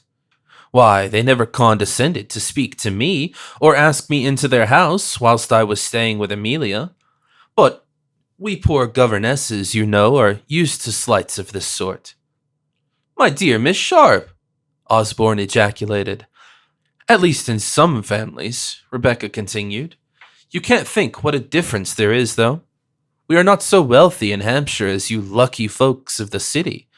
But then I am in a gentleman's family. Good old English stock. I suppose you know Sir Pitt's father refused a peerage, and you see how I am treated? I am pretty comfortable. Indeed, it is rather a good place, but how very good of you to inquire. Osborne was quite savage. The little governess patronized him and persifled him, until this young British lion felt quite uneasy. Nor could he muster sufficient presence of mind to find a pretext for backing out of this most delectable conversation. I thought you liked the city families pretty well, he said haughtily. Last year, you mean, when I was fresh from that horrid, vulgar school? Of course I did. Doesn't every girl like to come home for the holidays? And how was I to know any better? But oh, Mr. Osborne, what a difference 18 months' experience makes! 18 months spent, pardon me for saying so, with gentlemen. As for dear Amelia, she, I grant you, is a pearl, and would be charming anywhere. There now, I see you are beginning to be in a good humor. But oh, these queer, odd city people. And Mr. How is that wonderful Mr. Joseph? It seems to me you didn't dislike that wonderful Mr. Joseph last year, Osborne said kindly. How severe of you! Well, entre nous, I didn't break my heart about him, yet if he had asked me to do what you mean by your looks, and very expressive and kind they are too, I wouldn't have said no. Mr. Osborne gave a look as much as to say, Indeed, how very obliging. What an honor to have had you for a brother-in-law, you are thinking? To be sister-in-law to George Osborne, Esquire, son of John Osborne, Esquire, son of... What was your grandpapa, Mr. Osborne? Well, don't be angry. You can't help your pedigree, and I quite agree with you that I would have married Mr. Joe Sedley. For could a poor, penniless girl do better? Now you know the whole secret. I'm frank and open, considering all things. It was very kind of you to allude to the circumstance. Very kind and polite. Amelia, dear, Mr. Osborne and I were talking about your poor brother Joseph. How is he? Thus was George utterly routed. Not that Rebecca was in the right, but she had managed successfully to put him in the wrong. And he now shamefully fled, feeling, if he stayed another minute, that he would have been made to look foolish in the presence of Amelia. Though Rebecca had had the better of him, George was above the meanness of tale-bearing or revenge upon the lady. Only he could not help cleverly confiding to Captain Crawley next day some notions of his regarding Miss Rebecca, that she was a sharp one, a dangerous one, a desperate flirt, etc. In all of which opinions Crawley agreed laughingly, and with every one of which Miss Rebecca was made acquainted before 24 hours were over. She added to her original regard for Mr. Osborne. Her woman's instinct had told her that it was George who had interrupted the success of her first love passage, and she esteemed him accordingly. I only just warn you, he said to Rawdon Crawley with a knowing look. He had bought the horse and lost some score of guineas after dinner. I just warn you, I know women, and counsel you to be on the lookout. Thank you, my boy, said Crawley with a look of peculiar gratitude. You're wide awake, I see. And George went off, thinking Crawley was quite right. He told Amelia of what he had done, and how he had counseled Rawdon Crawley, a devilish good, straightforward fellow, to be on his guard against that little sly, scheming Rebecca. Against whom? Amelia cried. Your friend, the governess. Don't look so astonished. Oh, George, what have you done? Amelia said. For her woman's eyes, which love had made sharp-sighted, had in one instant discovered a secret which was invisible to Miss Crawley, to poor Virgin Briggs, and above all, to the stupid peepers of that young whiskered prig, Lieutenant Osborne. For as Rebecca was shawling her in an upper apartment where these two friends had an opportunity for a little of that